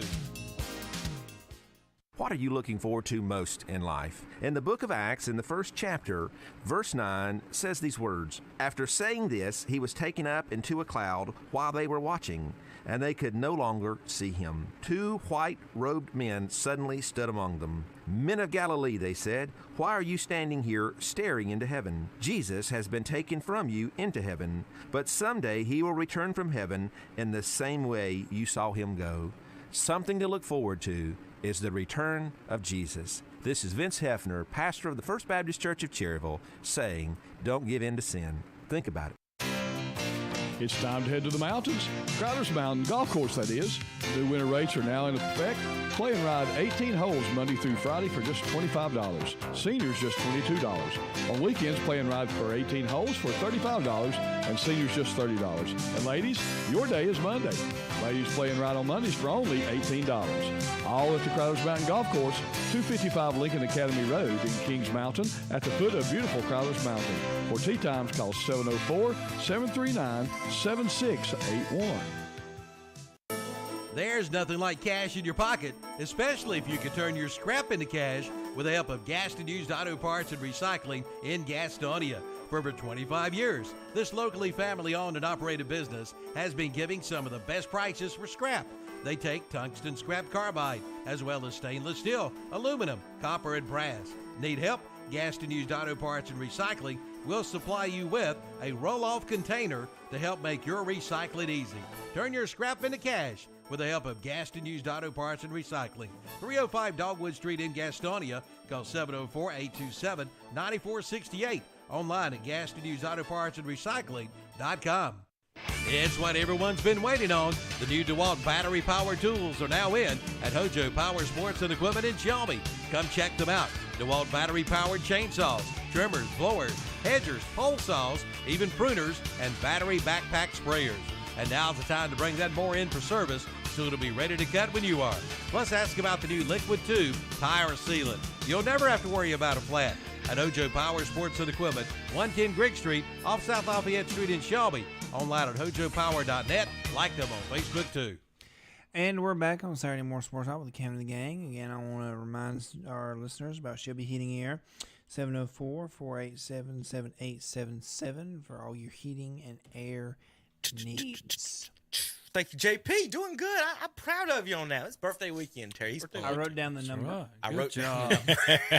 There you go. He's been sitting in front of a computer for 3 years.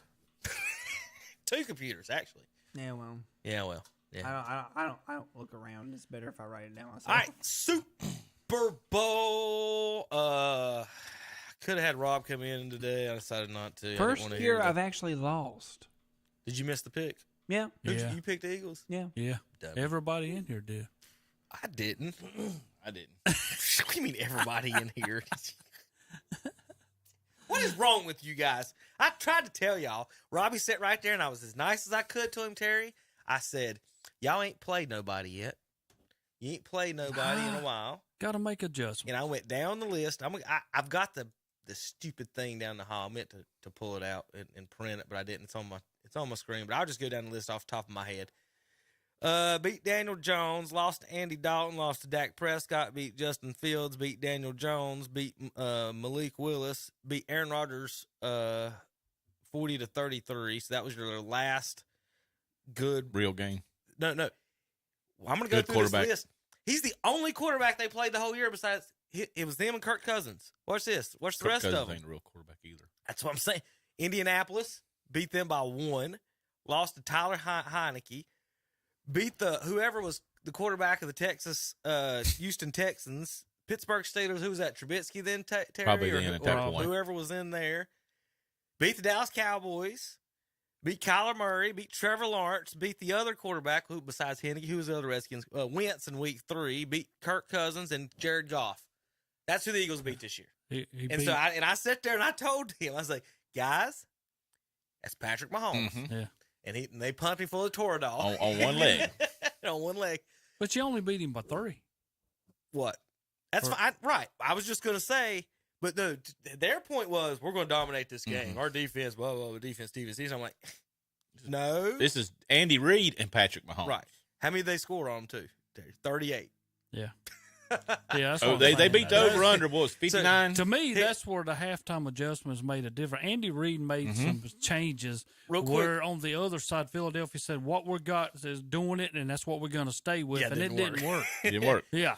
And, as a young coach, the Philadelphia coach learned from that. I cannot do this. At a 568 defensive performances, you understand what I mean by that, in the NFL? So there was 234 games. Out of the 568 defensive games, it was the 8th worst of the season of all the league. It was the 4th worst playoff performance defensive-wise since 2012. And the number 2 worst Super Bowl performance in defense in 25 years. Again, it's like Zach said, you got Andy Reid out here. You've got Patrick Mahomes. They're going to score some points. The Eagles scored points too. 3-point game, you can't say nothing about it. The Eagles fans thinking they were going to shut them down and stuff. And yeah, well, I said 20-17. I never thought they'd score that much. Yeah, that's really shutting them down. Yeah, they both will average 21 on defense something like They that. were like a point apart. But think about it. They got 100. They got 38 points, and Mahomes only had 180 yards.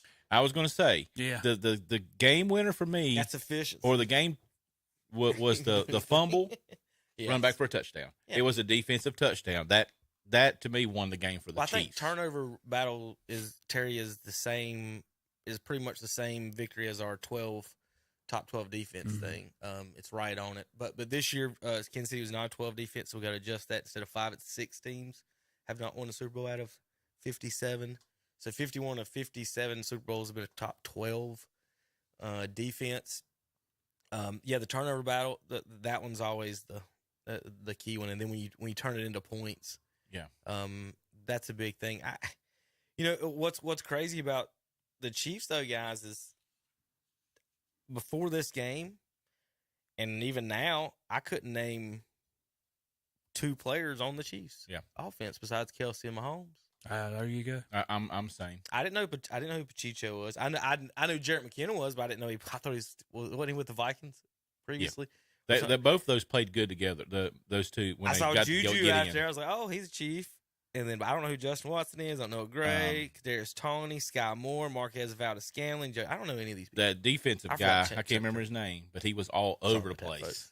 The one that got the touchdown. Yeah. Now, I will give Mahomes a lot of credit because when they let Hill go, I thought, that's going to hurt Kansas City. I did It too. did not. Mm-hmm. So that just shows what type of quarterback Mahomes is. And I've never liked Mahomes ever since he come in, but he has shown me a lot about maturity for a young guy, and then see, they come up this past week, and I don't know how y'all look at this, but even if Philadelphia, they said if they would have won, Hurts would have got MVP because he played good enough to He get said he MVP. about could have got it with not winning. Yeah.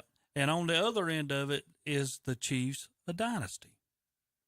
Do y'all think so or do you not? I don't. I do not neither. I do not think you're a dynasty unless you win 3. And I'm just like Keyshawn Johnson. I think you've got to have at least 3 championships or more to be called a dynasty. So 2. So the Bills were not considered a dynasty? The Bills? Not really. I mean, they were good for the AFC dynasty, but not total NFL dynasty. Yeah, I agree with that. You know what I'm saying? And that's like when I think of John Elway. John Elway was at Denver, and they won 2 back-to-back. But that to me, that was not late. a dynasty. And that was late. Yeah. All right, I just want to make sure, you got to be careful on this. So, Roger Staubach was not quarterback of a dynasty. No. It's for my time. You can count to 2. He was good. What does it mean before my I mean, he was good. Count to Dallas 2. was good, but I think you got to have 3. I think you got to be in the Troy Aikman type to be considered a dynasty. And the reason I asked that is because, he played in, 3 Super Bowls? He was 2-1, right? Mm-hmm. And so that's the question. So Patrick Mahomes is 2-1. He's in Roger Staubach territory right now, Terry, at 2-1 in the Super Bowl, correct? Yeah. Mm-hmm. So, Kurt Warner only had 1. Manning got 2, but with different teams. So, the last person to win 2 with the same team was besides Brady, of course, folks.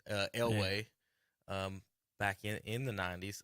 Montana was, definitely in the 80s. But nobody's won 3 in a row, correct? Still, so that's never happened. You've won 3 out of 4 years. Dallas has, New Orleans has. San Francisco never won 3 out of 4. Did the Patriots win 3 out? I'm sure they did at one Patriots time. did, yeah. Yeah.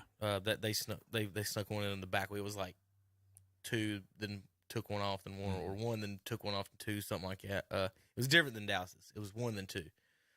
So anyway, all right, Terry, thoughts on that one? All right, so as far as the Tyreek Hill, and we talked about it in the past. My thing is as the type of wide receiver he was, you look at the yards and numbers, like, man, it's hard to replace.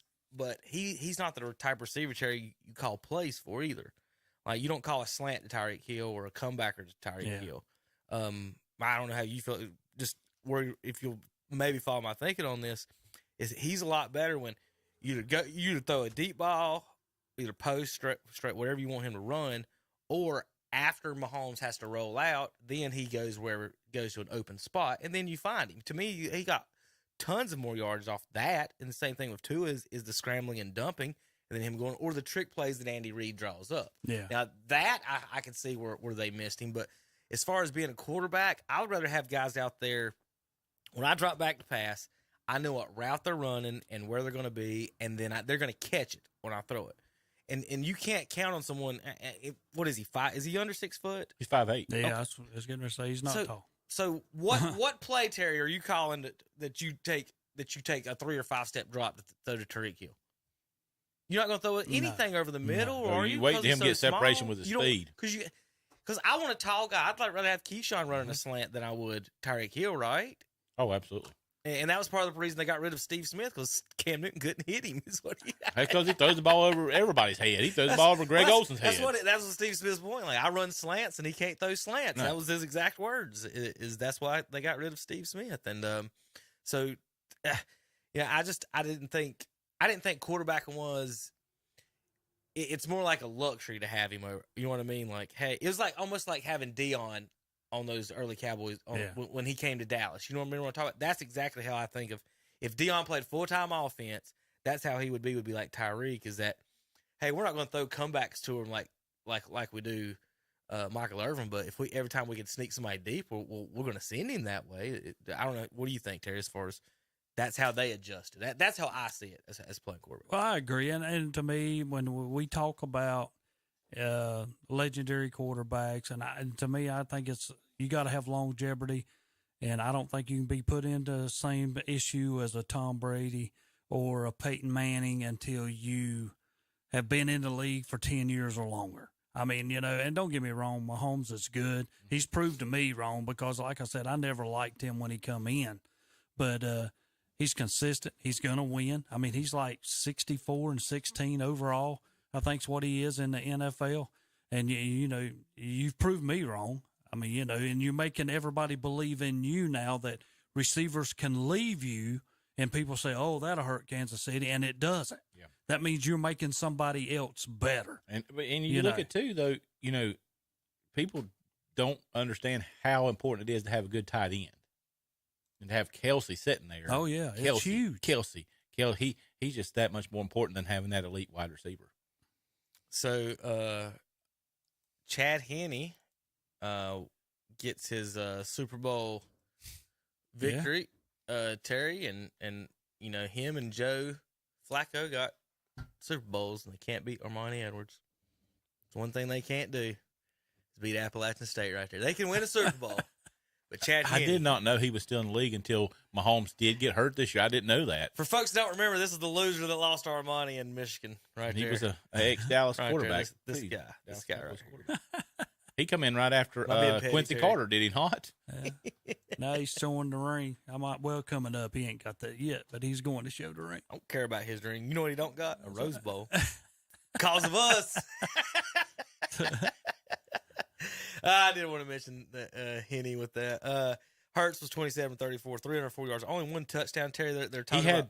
He had 2 on the ground, though. 3 running on the ground. I thought it was 2 on the ground and then a 2-point conversion. But no, to me, I've been saying all year, he reminds me of he is Cam Newton made over, but a better passer. The way they run their offense, they run these plays, and to get him running, use his big body to score.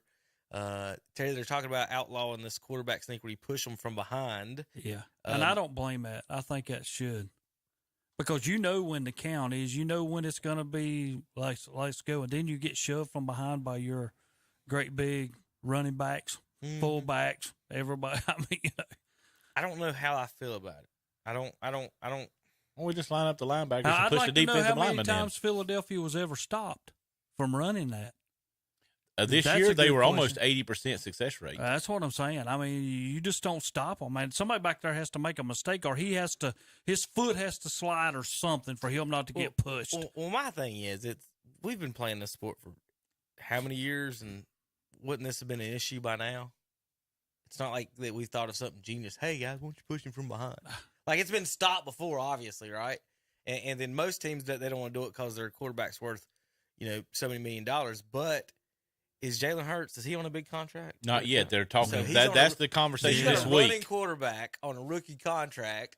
They'll feel free to do that. If that's Aaron Rodgers, Terry, they're not calling that. No. Are they doing that with Brady? I mean, he does his quarterback sneaks. He does. He calls his own. But are they having someone else come shove him in the back that weighs 250 pounds? I'm just saying, like, I don't think it's as big an issue as they think it is. Is it the same thing as not being able to jump in the field goal off of somebody? Is it the same thing? You know what I'm talking about? Where they banned being able to launch? Yeah, like come across. Is that over the same? top. Is that the same thing? Or what about this? What if it's just behind the line of scrimmage only? Because once you get going down the field, Terry, you get like you're pushing for a first down. And they've done that in a touchdown, too. And everybody gets in a pile. We've seen for 100 years a lineman come up from behind and help his running back get a couple extra yards, get with the push from behind. So that they would have to outlaw that too. So now you're looking at double forward progress, offensive forward.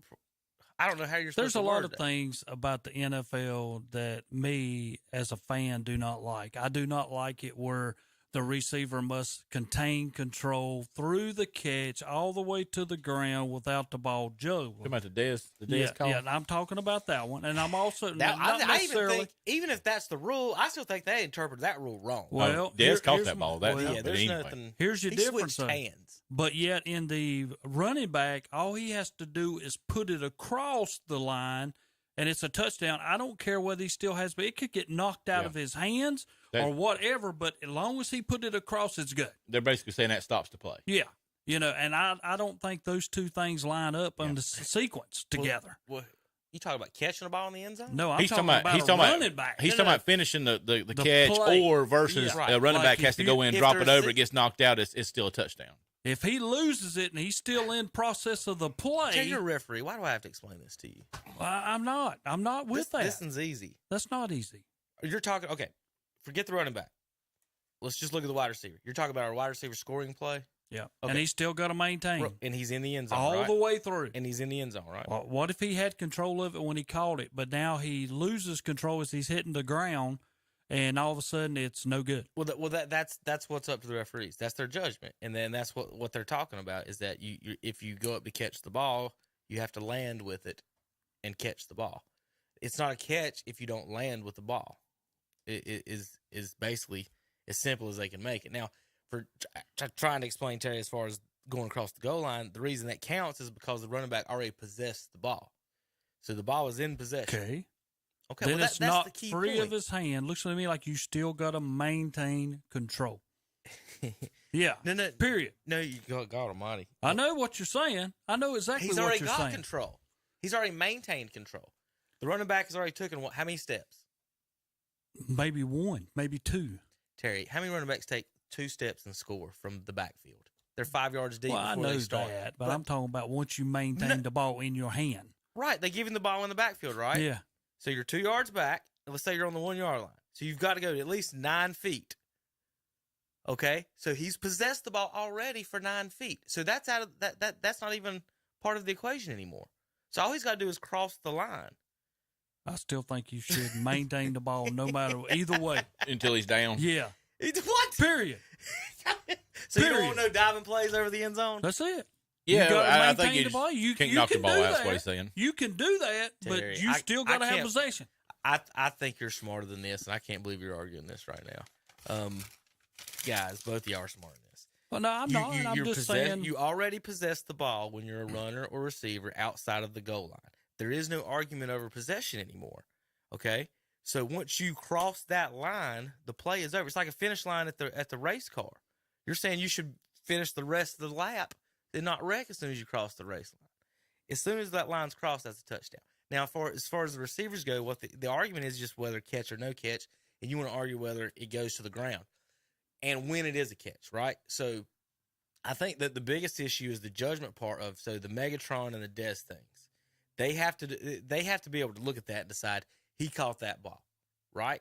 Now, catching the ball and falling on the ground and the ball popping out, that's supposed to be the same issue, okay? So the argument with Dez's is that, on my kids, is that he possessed the ball and then crossed the line and it's a touchdown, but whether or not he dropped it or not, because he'd already crossed the line, like you're talking about with the running back crossing the line. The ones where you catch it and, like, so let's say, Terry, you jump up and catch it and you fall on your back and the ball pops loose. Do you want that to be a catch or not? in the end zone, whether it's out of bounds or not. Let's say you jump up and catch it, you land on your back, and the ball pops out. Do you want that to be a catch or not? Because he caught it in the air. But you got to maintain control all the way through. Right. You want that, right? If he loses it once he hits the ground, it's not a catch. So Megatron's and Dez's were not catches then. I want to say that. See, the difference in me and Dez's was this. I thought he dove after he caught the ball. Caught the ball. Right. Then maintained to go through. Mm-hmm. Even if it's not loosed, it's a fumble. Go get your fumble. The two hands part of the equation, I think, shouldn't even be an equation because that he switched hands. Mm-hmm. That was the most obvious thing I've ever seen. Is he caught it with two hands, then he started with one hand, then switched hands, and then they said he never maintained control through the whole that catch. I just think, honestly, I think that was a terrible. Again, I think that was a terrible reading of the rules by the referees in that situation. Now, the whole running back wide receiver thing is I get that. I'm 100% get the people on that one. I think y'all are being weird on that one. We talked about the holding earlier. I wish it was just 5 yards or 10 yards and a replay the down, whatever the down is. And if you get a first down with those yards, you get a first down. But I think it should be a replay the down type thing. Again, like you just don't hold if you don't want. Don't want to. It wasn't honestly. It wasn't that obvious. Like a lot of times you see somebody doing it, they're pulling the jersey way back. He just barely. Yeah. He just barely got it. Grab it. He did grab it, but golly, they do it every. Now here's every play. In my argument as far as Terry knows. Got to be able to play defense. Back when I played, that wasn't even a foul at all. Right. Yeah. Because this is Bill Belichick's fault. And Peyton, well, no, it's Peyton Manning's fault for being a whiny crybaby about it. Ty Law and them were playing defense on Marvin Harrison and Reggie Wayne and shutting them down, and they whined about it and cried, "We can't beat them. NFL, please help us." So the NFL completely changed the pass interference rules. It's been the same rules for 35 called years, defensive holding. 45 years. No, it used to be like it's not interference until the ball's in the air, and then you touch the player. Before that, you could play defense. You could play so as a DB, I could do whatever I wanted to while the wide receiver. I could hit him the same way a defensive end could hit the offensive tackle. Correct, Terry? Mm-hmm. So we could go down the field pushing each other. That's what Michael Irvin used to do. They used to call it pass interference, and that's what was so. So Irvin and the DB could push each other all the way down the field, Zach, until Aikman releases the ball. Once the ball's in the air, now whoever touches somebody, it's pass interference. I thought that was the best rule. Mm-hmm. And now we've went to defensive holding. If you touch them before, we got illegal contact. Mm-hmm. If you accidentally run into somebody, how can accidentally running into somebody be an automatic first down? Because that's what illegal contact. Because you've already got holding. So if you're not holding somebody, what other contact is touching somebody that not accidental? Basically saying. I just think it depends on what referees you got there. Right. Some of them's going to give more than another one. And it basically the same thing they did in basketball when they took away hand checking. They're taking the defenses. The offense already knows what they're going to do with the ball. They know what the play's called. Defense has to have an ability to play defense and have a level playing field. And Terry, if I ask I just think they took the defense and just totally put it where that's how come you're scoring so many That's points. Right, because you can't hit the quarterback anymore. Even a fair hit on the quarterback. Yeah. You're going to get a penalty. Well, Terry, if I ask you, what would you? How's I going to word that? Well, as far as the DBs, if I told you today to explain to me what defensive pass interference is, would you even be able to do it? No, you couldn't. Because every referees is different. I've seen players called for face guarding. I've seen them not called for face guard. I've seen them.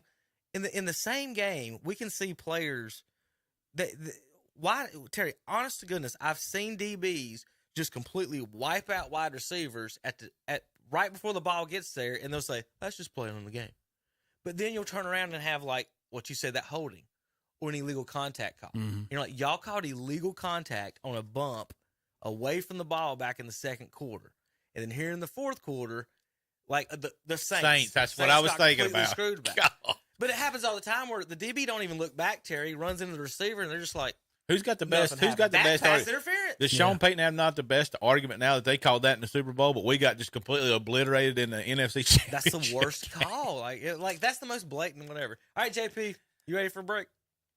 When we come back, we got to talk Daytona. Daytona Coming 500. up. Jimmy Johnson is back. Terry, the bet on him to win is plus 4,000. Is that easy money?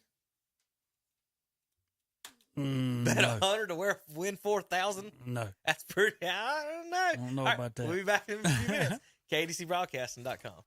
They are there when you need them. We're talking about Shelby Heating and Air, where their customers come first. No matter the weather or the temperature, they'll be there to make sure you're comfortable. Ask about their safety furnace checkup for $99. Plus, ask about their up to $750 in rebates on select products. That's Shelby Heating and Air. Call 704-487-7877. Online at shelbyheating.com. See their page at whatsupshopper.com and like them on Facebook too. They are there when you need them. They've done it again. A big new shipment of refrigerators have been unloaded at Hendrick Appliance and Mattress Center in Shelby. It's the biggest selection ever to choose from with final markdowns. Prices have been slashed to move. Bring that tax money in and go home with a new GE, Samsung, Whirlpool, or KitchenAid refrigerator. Plus, they all come with a full 1-year warranty. See Hendrick Appliance and Mattress Center today. 1241 East Dixon Boulevard in Shelby. On the right going down, on the left going up. Like them on Facebook too. Full Throttle Power Sports in Gastonia has just gotten a whole lot bigger, and we mean a whole lot bigger. They've just purchased MS Power Sports in Gastonia and are now your dealer for Honda, Suzuki, and Kawasaki, along with CF Moto, Yamaha, and Polaris. Golf carts too. One big dealer under one big roof, plus a complete parts and service department. At Full Throttle Power Sports, located at 101 Indian Walk off I-85 in Lowell, online at ncfullthrottle.com, and see their page at whatsupshopper.com.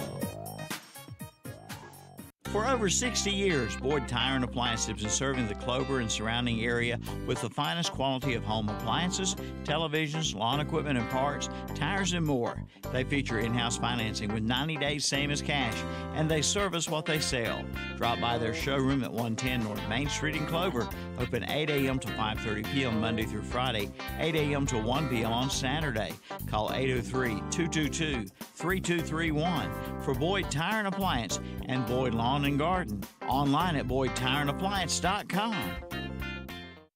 Not one, not two, but 3 big trucks with car carriers have backed up and unloaded a big new shipment of brand new Volkswagens at Classic Volkswagens in Gastonia. All of your favorite Volkswagen models. Come in now and mention this radio ad and get your choice. Take either $1,000 off the price of your new Volkswagen or receive a $1,000 gift card. Either way, it's $1,000 in savings for you. Only a Classic Volkswagen of Gastonia, 4417 Wilkinson Boulevard. Online at classicvwgastonia.com. See their page at whatsupshopper.com and like them on Facebook too.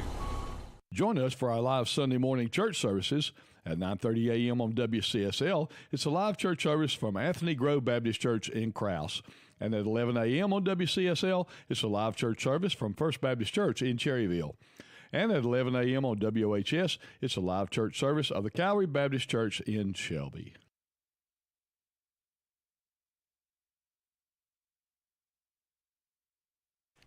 And we're back on Saturday Morning Sports Talk with Kevin and the gang. And as always, we want to remind our listeners about Shelby Heating and Air for 704-487-7877. You okay? No, I was distracted. Sounds like he's choking on an egg in there. Yeah, the biscuit was a little doughy this morning. I will say that. I Well, don't choked bring on it us at one back point. until you're ready, JP. Yeah. I know, right? Whenever you get to You're it, JP, running the board in there. just bring it on back Yeah. to us. Yeah. What do you think about that there, Tom? I want to say hello to Tom That's right.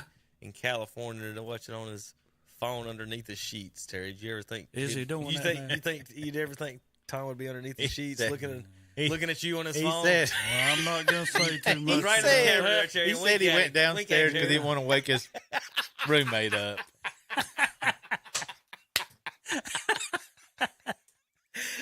There you go, Tom.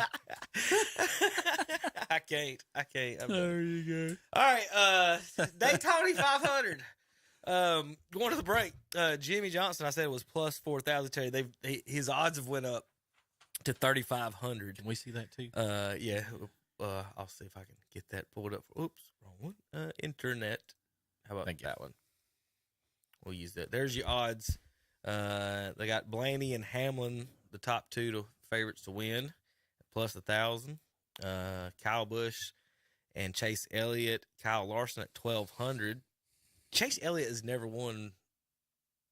Has he ever won a restrictor plate race, Terry? Much less I know he ain't won Daytona.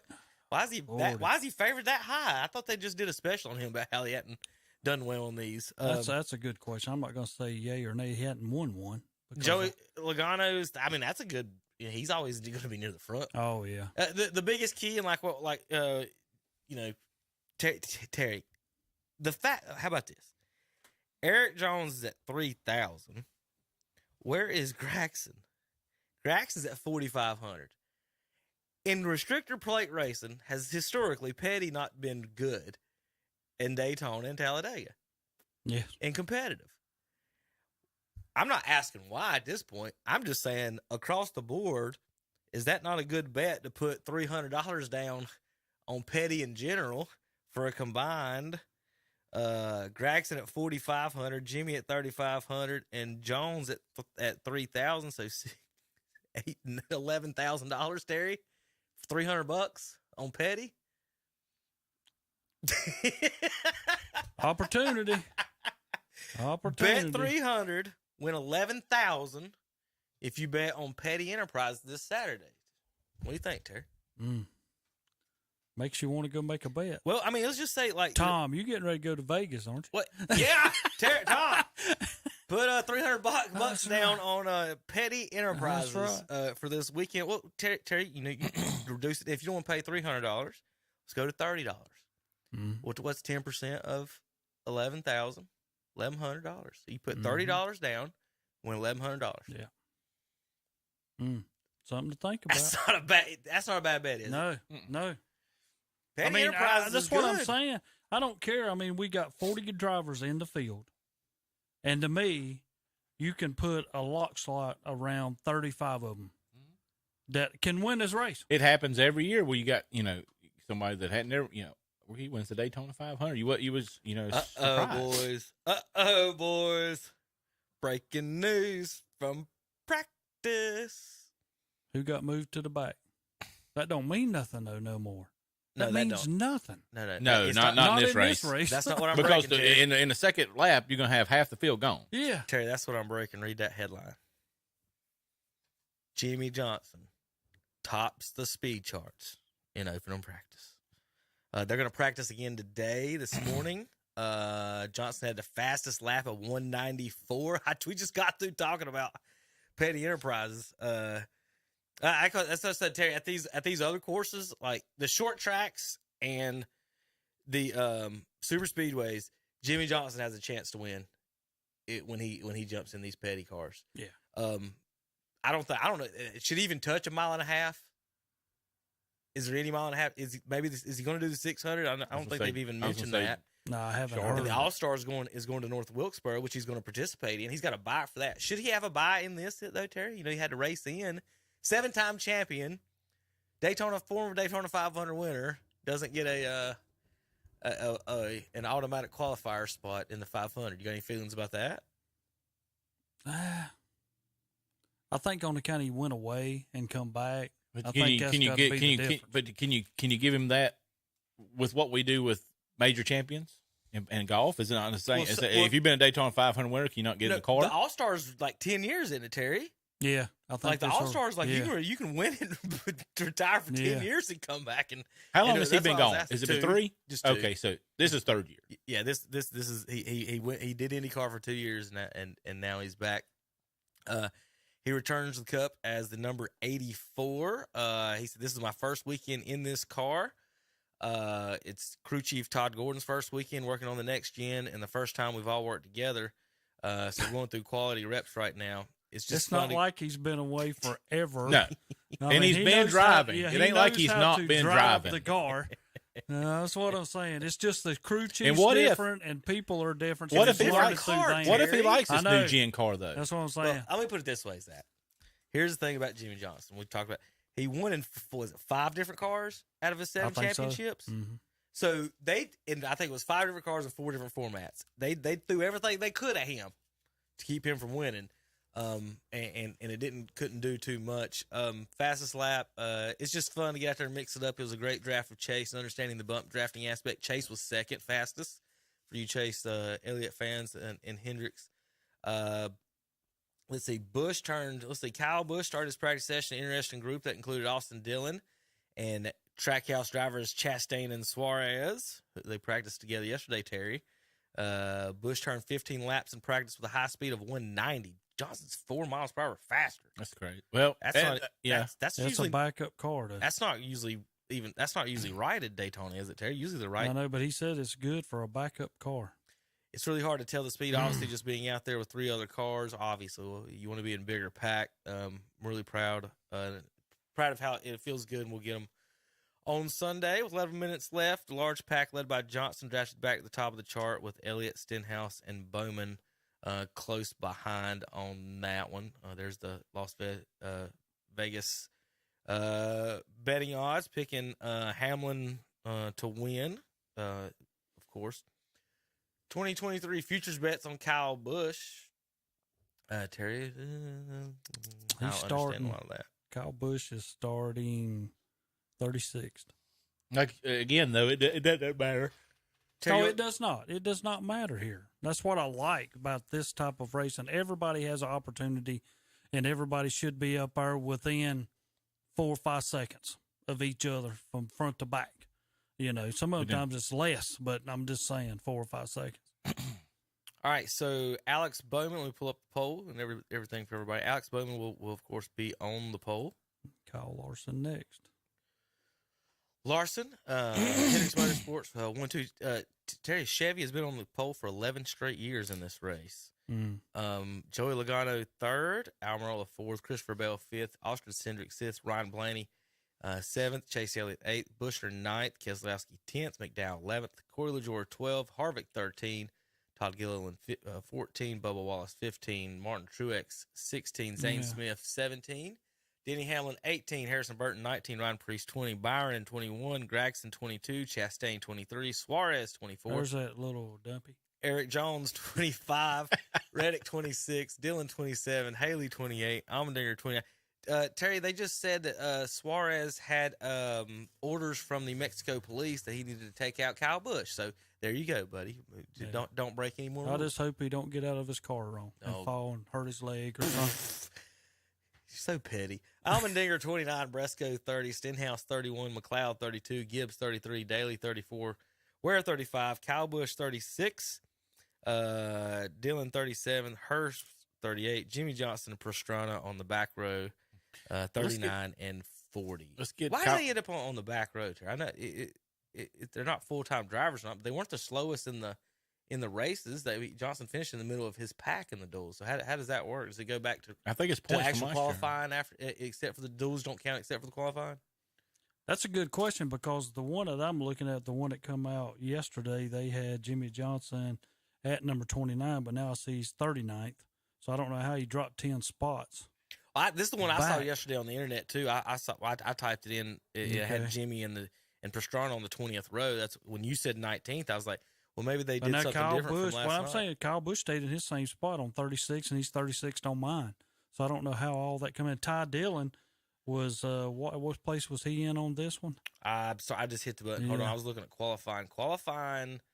Pastrana 25, Johnson 23. See, Pastrana on mine was 40th. Yeah, he's 40th on the list. Yeah. Now, looking at the qualifying, though, Pastrana, Johnson 23, and Pastrana 25. So how they end up 40th, I don't know. That's a good question. It's not for me to really worry about too much. Like I said, it does not matter. He had the fastest speed in practice yesterday. Yeah, I mean, how fast he gonna smoke up the field if he get let him get with Kyle Busch and let them go together. That when you start back there, you hope you do have drivers who don't get over aggressive at the start. And those are the ones when I start looking down through here of drivers towards the back, like Ryan Preece. I mean, stay intact, know what you're doing. Who else would I go down through here? Looking, all these drivers are BJ McLeod, check him out. Connor Daly, check him out. These are new drivers. Cody Ware, Is Daly the one that's coming from IndyCar? I think Johnson was giving him some tips yesterday about driving in the pack. that's Might have been. That's what Terry's talking about. For you fans not sure, it's Johnson don't mind starting in the back or probably riding in the back for a couple hundred laps just to get used to his new car. Yeah. Halfway through, watch for the 84 to move up to the front. Yep. But because they're going to wreck, you just don't want to be. It's dangerous being in the back. You just don't want to be right to the back anyway. Right. You just don't want to be right behind the dummies. It's actually even smart, Terry, if they would peel off into a second unit, probably I would say. Yeah, just don't lose the draft. That's the biggest thing, because if you lose the draft, I would say in, 6 to 8 laps, they're going to be catching you. Yeah. Because if you lost it, your whole mileage went down probably 4 or 5 what I was miles say an is hour. That if you could somehow get 10 to 15 cars to back off and split it that way, close to half the field, it would be a lot better to maybe do that. But I don't think you can get that many to back off that way. The problem is, like you said, you don't know if you got an idiot that don't know. You got an idiot trying to be too aggressive early, or you got someone that's not that. This is their first race at Daytona. Or they've never been here. That's true. Pack racing is different than any other type of racing. He's sitting there. You got to think about it, Terry. You're sitting there with the foot to the pedal to the metal. Got to. And you can't do nothing but go straight and bump the guy in front of you. Or if you go left or right, you're going to wreck everybody. Yeah. And if you wiggle, you're going to wreck everybody. Yeah. And then throw the nerves of being in the first time, and then learning. You could get squirrely quick. Logano and Almirola win the duels the past 2 days. Like I said, we've got practices and stuff this morning. Daytona 500, of course, is Sunday. That's a nice pregame, though, we're going to have before that. I was trying to check State Carolina and then the race. What time is the race start? Is it 3? Game Sundays. Is it 3 tomorrow? Night. For the race, is it 3 o'clock? 2:30 p.m. according to the internet thing. Green flag will be a different time. Yeah. Probably 3:30. I'll have to Google the exact. You have to type that in exactly to get it if you want to know. I'm gonna try to get my son for the first time to watch it tomorrow. He loves the video game. I'm hoping I can get him to watch. If we leave right now, we can get a hotel night. Go to Animal Kingdom on Monday. I got to work. Go to Disney World on Monday. Some people have to work, Kevin. Are you working Monday, Terry? What? Terry, are you working Monday? I have the opportunity. Terry, are you working Monday? Like I said, I have the opportunity. That's not what does that mean? Everybody's got the opportunity. Yeah. So there it is. It says green flag time. 1:30, isn't it? What no, that's wrong. That's Central Time. So it will be 3:30 then. Tennessee. Why would they even? I was reading a local 2:30. I was reading a local a thing for over in like Nashville. Well, why that pulled up for the Daytona 500? I don't know. Usually it's on they're here on the NASCAR list exactly what it is. So 2:30 start time for the 500. I wanted to see the cars, Terry. Where are the cars at? I want to see some of the paint schemes. Where are my Daytona 500 paint schemes? Y'all see anything on here on my? I thought we would bring that up. I wanted to see Jimmy's car. It's just kind of normal. The best car is Noah Graxon's. You see that one? I haven't seen any of them, unless it was some of the ones we looked at last week. No, those are all changed. That was for the Busch Clash. Yeah, those are all for that little whatever kind of race they had out yonder. Whatever Charity wants to complain about. Let's go over to here we go, Zach. This is what you're looking for.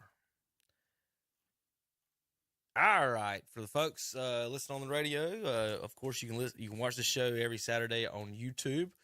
Finish the show here. We're going to go through there you go. the paint schemes for the Daytona 500 here. Ross Chastain driving the number 1 Advent Health. If you're going to ride around with him, you're going to need it. With neon green, you need health insurance. Number 1 or health care, whatever it is. I think it's what it is. Number 1. He's got jockey at the bottom, so you got to. Hey, did you see that? Did you see that was a new rule this year, Terry? On what? You didn't know that you had that the NASCAR drivers are required to wear underwear. New rule. Okay. I don't need to know who wasn't, but anyway.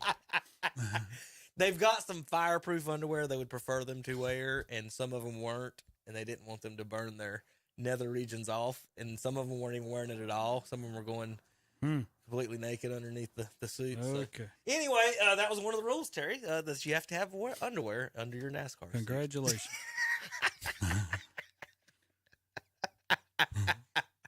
Austin Cindric, driving the Blue Deuce, will be driving the discount Ford car. It'll be a white car this week with black, so no Blue Deuce for the Daytona 500.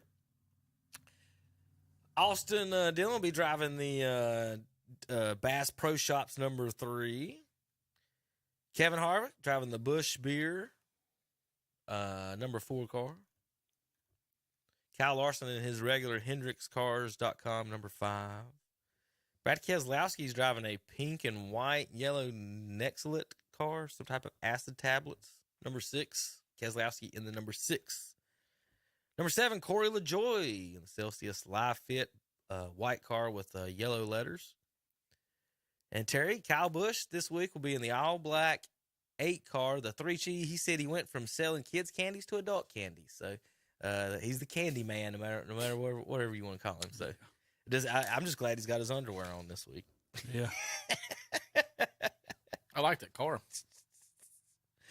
Yeah, it does look pretty good. 9, Chase Elliott in his regular Always liked the Napa.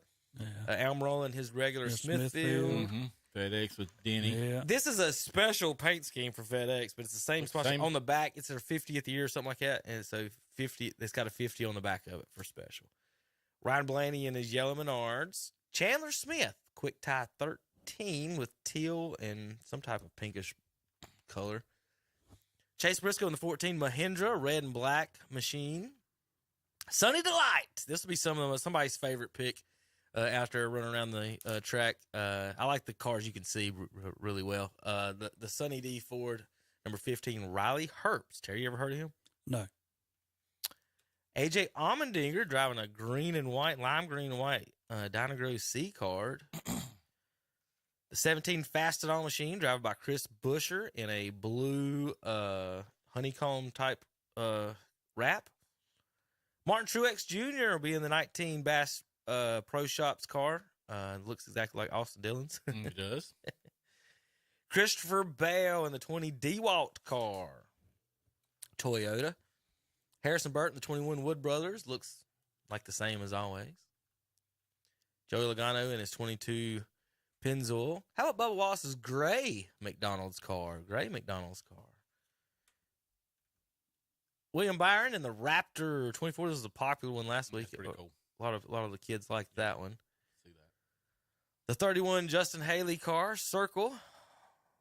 Your water, your way. It's a filter. So it's blue and white. The 31. 34 is in Love Stops. Michael McDowell. It's his regular sponsor. Zane Smith in the 36 WellCare car, teal and white car. Red and white 38 Generator Skills is Todd Gilliland. Number 41, Ryan Preece in the Haas Tooling, red, black, and white. How about the Wendy's cool. car? How about that? I like that. This is Noah Gragson's 42, number 42. Now, here's what you're going to notice, guys. Here in the next few cars in the Legacy Motor Club is the base colors are black, gold, and white, and that's across the board. So they don't have the petty colors in there as official colors anymore. The official colors are gold and white and black. So you'll see that across the template of all the cars. So if you see the 42 there, that number, Terry, all the cars are going to have that same color for the most part. Of course, Wendy's sponsoring this car decided to help out the petties with the little petty blue in the logo. So the 42 car will have petty blue and red on the 42, not the 43, because the 43 car, guys, have y'all seen this one? Are you ready, JP? I want to welcome y'all to the jungle. Eric Jones, number 43, wow. Guns N' Roses car. Now, let me pull this up another place real quick to show you the hood of the car. Roses NASCAR car. And so, again, this is Eric Jones in the 43 Guns N' Roses. Let's see the hood of the car. There we go. There's a good shot of him. Let me get this back on the screen for you guys. How about now? There's the Guns N' Roses car, Zach. So the original Guns N' Roses album. I mean logo. Yep. On the hood. Almost didn't have skull. Of course, it's all black car on the 43.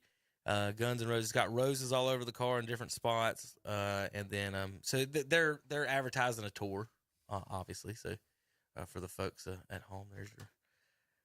You like that one, Terry? That's pretty neat. Yeah. We're not seeing the 43. So this was the preview of what it was going to be. How cool was this? When they were teasing it online, they covered the car in roses for the teaser of what it was going to, the paint scheme was going to look like. All right, get back over to the rest of them. 45 Monster Energy drink. Tyler Reddick, Ricky Stenhouse in the 47. Cottonelle. Would you want to drive a Cottonelle car, Terry? Well, as long as you didn't get beat up as you was hitting somebody, that's it. My daughter's favorite team still, they're sticking with a 48 because it's got the pink and purple. That's Terry. it, the pole center. Alex Bowman, he just signed an extension with Hendricks for 4 more years as well. Number 50, Connor Daly in the Chase Trojans colors, the blue and gold. Number 50, Bitnile car. Number 51, Biohaven, Cody Ware, and what looks like the Seattle Seahawks colors. Interstate Batteries will be in the Ty Gibbs car. 54, black with green lightning. Black Raffle Coffee Company. We'll have the 67, Travis Pastrana. 77, Ty Dillon in the black and red and white. Number 78, BJ McLeod with a picture of some dude on the side. Power Slap. He's being sponsored by Power Slap. And then finally, Zach, Jimmy Johnson in the 84 Carvana. At least he's got his blue and his yellow. Black top, Carvana with a little blue and yellow. But as I said, the numbers are white and gold. As you see there on the screen, folks, white numbers with gold shadowing. And then finally, Terry's favorite driver of the week in the pink Tootsie's car, Daniel Suarez in the Orchard Lounge Chevrolet, looking for a black number 8 car to wreck. All right, Terry, who's your pick? Give me 2 picks. 2 picks. Kyle Busch. All right. And then if I have to pick another, it's going to be Joey Logano. Joey Logano and Kyle Busch. Zach? I don't like Joey We'll go Logano, with Kyle Busch and Denny Hamlin. We're all going with our favorites there, huh? That's it. Go ahead and take Jimmy. I hate Denny Hamlin, but I love Kyle Busch. I'm going to go 1, 2, 3 on mine. Jimmy Johnson. You told us to take 2. I know. Eric Jones. And then the third wild card, the Guns N' Roses car. No, Jones is in the Guns N' Roses, isn't he? You only picked 2 then. No, I don't want I don't want the Wendy's car. Gregson was the third one. I was trying to get that. Okay. I'm good then. Never mind. That's the only 2 I need. All right. Jimmy, Eric Jones in the Guns N' Roses car, Noah Gregson the wild card in the Wendy's. We'll see you guys next week. KTCBroadcast.com. Thanks for listening, folks. Shelby Heating and Air 704-487-7877. How'd that song go? How's California? I was gonna sing California Girls for a good. California girls, best in the world. No, that's Carolina Girls, best in the world. Sorry. You wish they could all be California Girls. Sorry. Totally got those. Yep. Sorry about that. I'm Tom, sure. Tom, what do you think? You've been quiet the whole time. What do you think about that? He's asleep. What's that other one? It only rains in California. Hey, when you're a teacher of the year. I only know California Love. We'll see you next week. Yeah. KTCBroadcasting.com. They are there when you need them. We're talking about Shelby Heating and Air, where their customers come first. No matter the weather or the temperature, they'll be there to make sure you're comfortable. Ask about their safety furnace checkup for $99. Plus, ask about their up to $750 in rebates on select products. That's Shelby Heating and Air. Call 704-487-7877. Online at shelbyheating.com. See their page at whatsupshopper.com and like them on Facebook too. They are there when you need them. Yes, Grizzly the Greeter says this is the month to buy at Blessed Buildings and Tiny Homes in Cherryville. This month, you'll get 7% off all metal structures. But that's not all. Take 15% off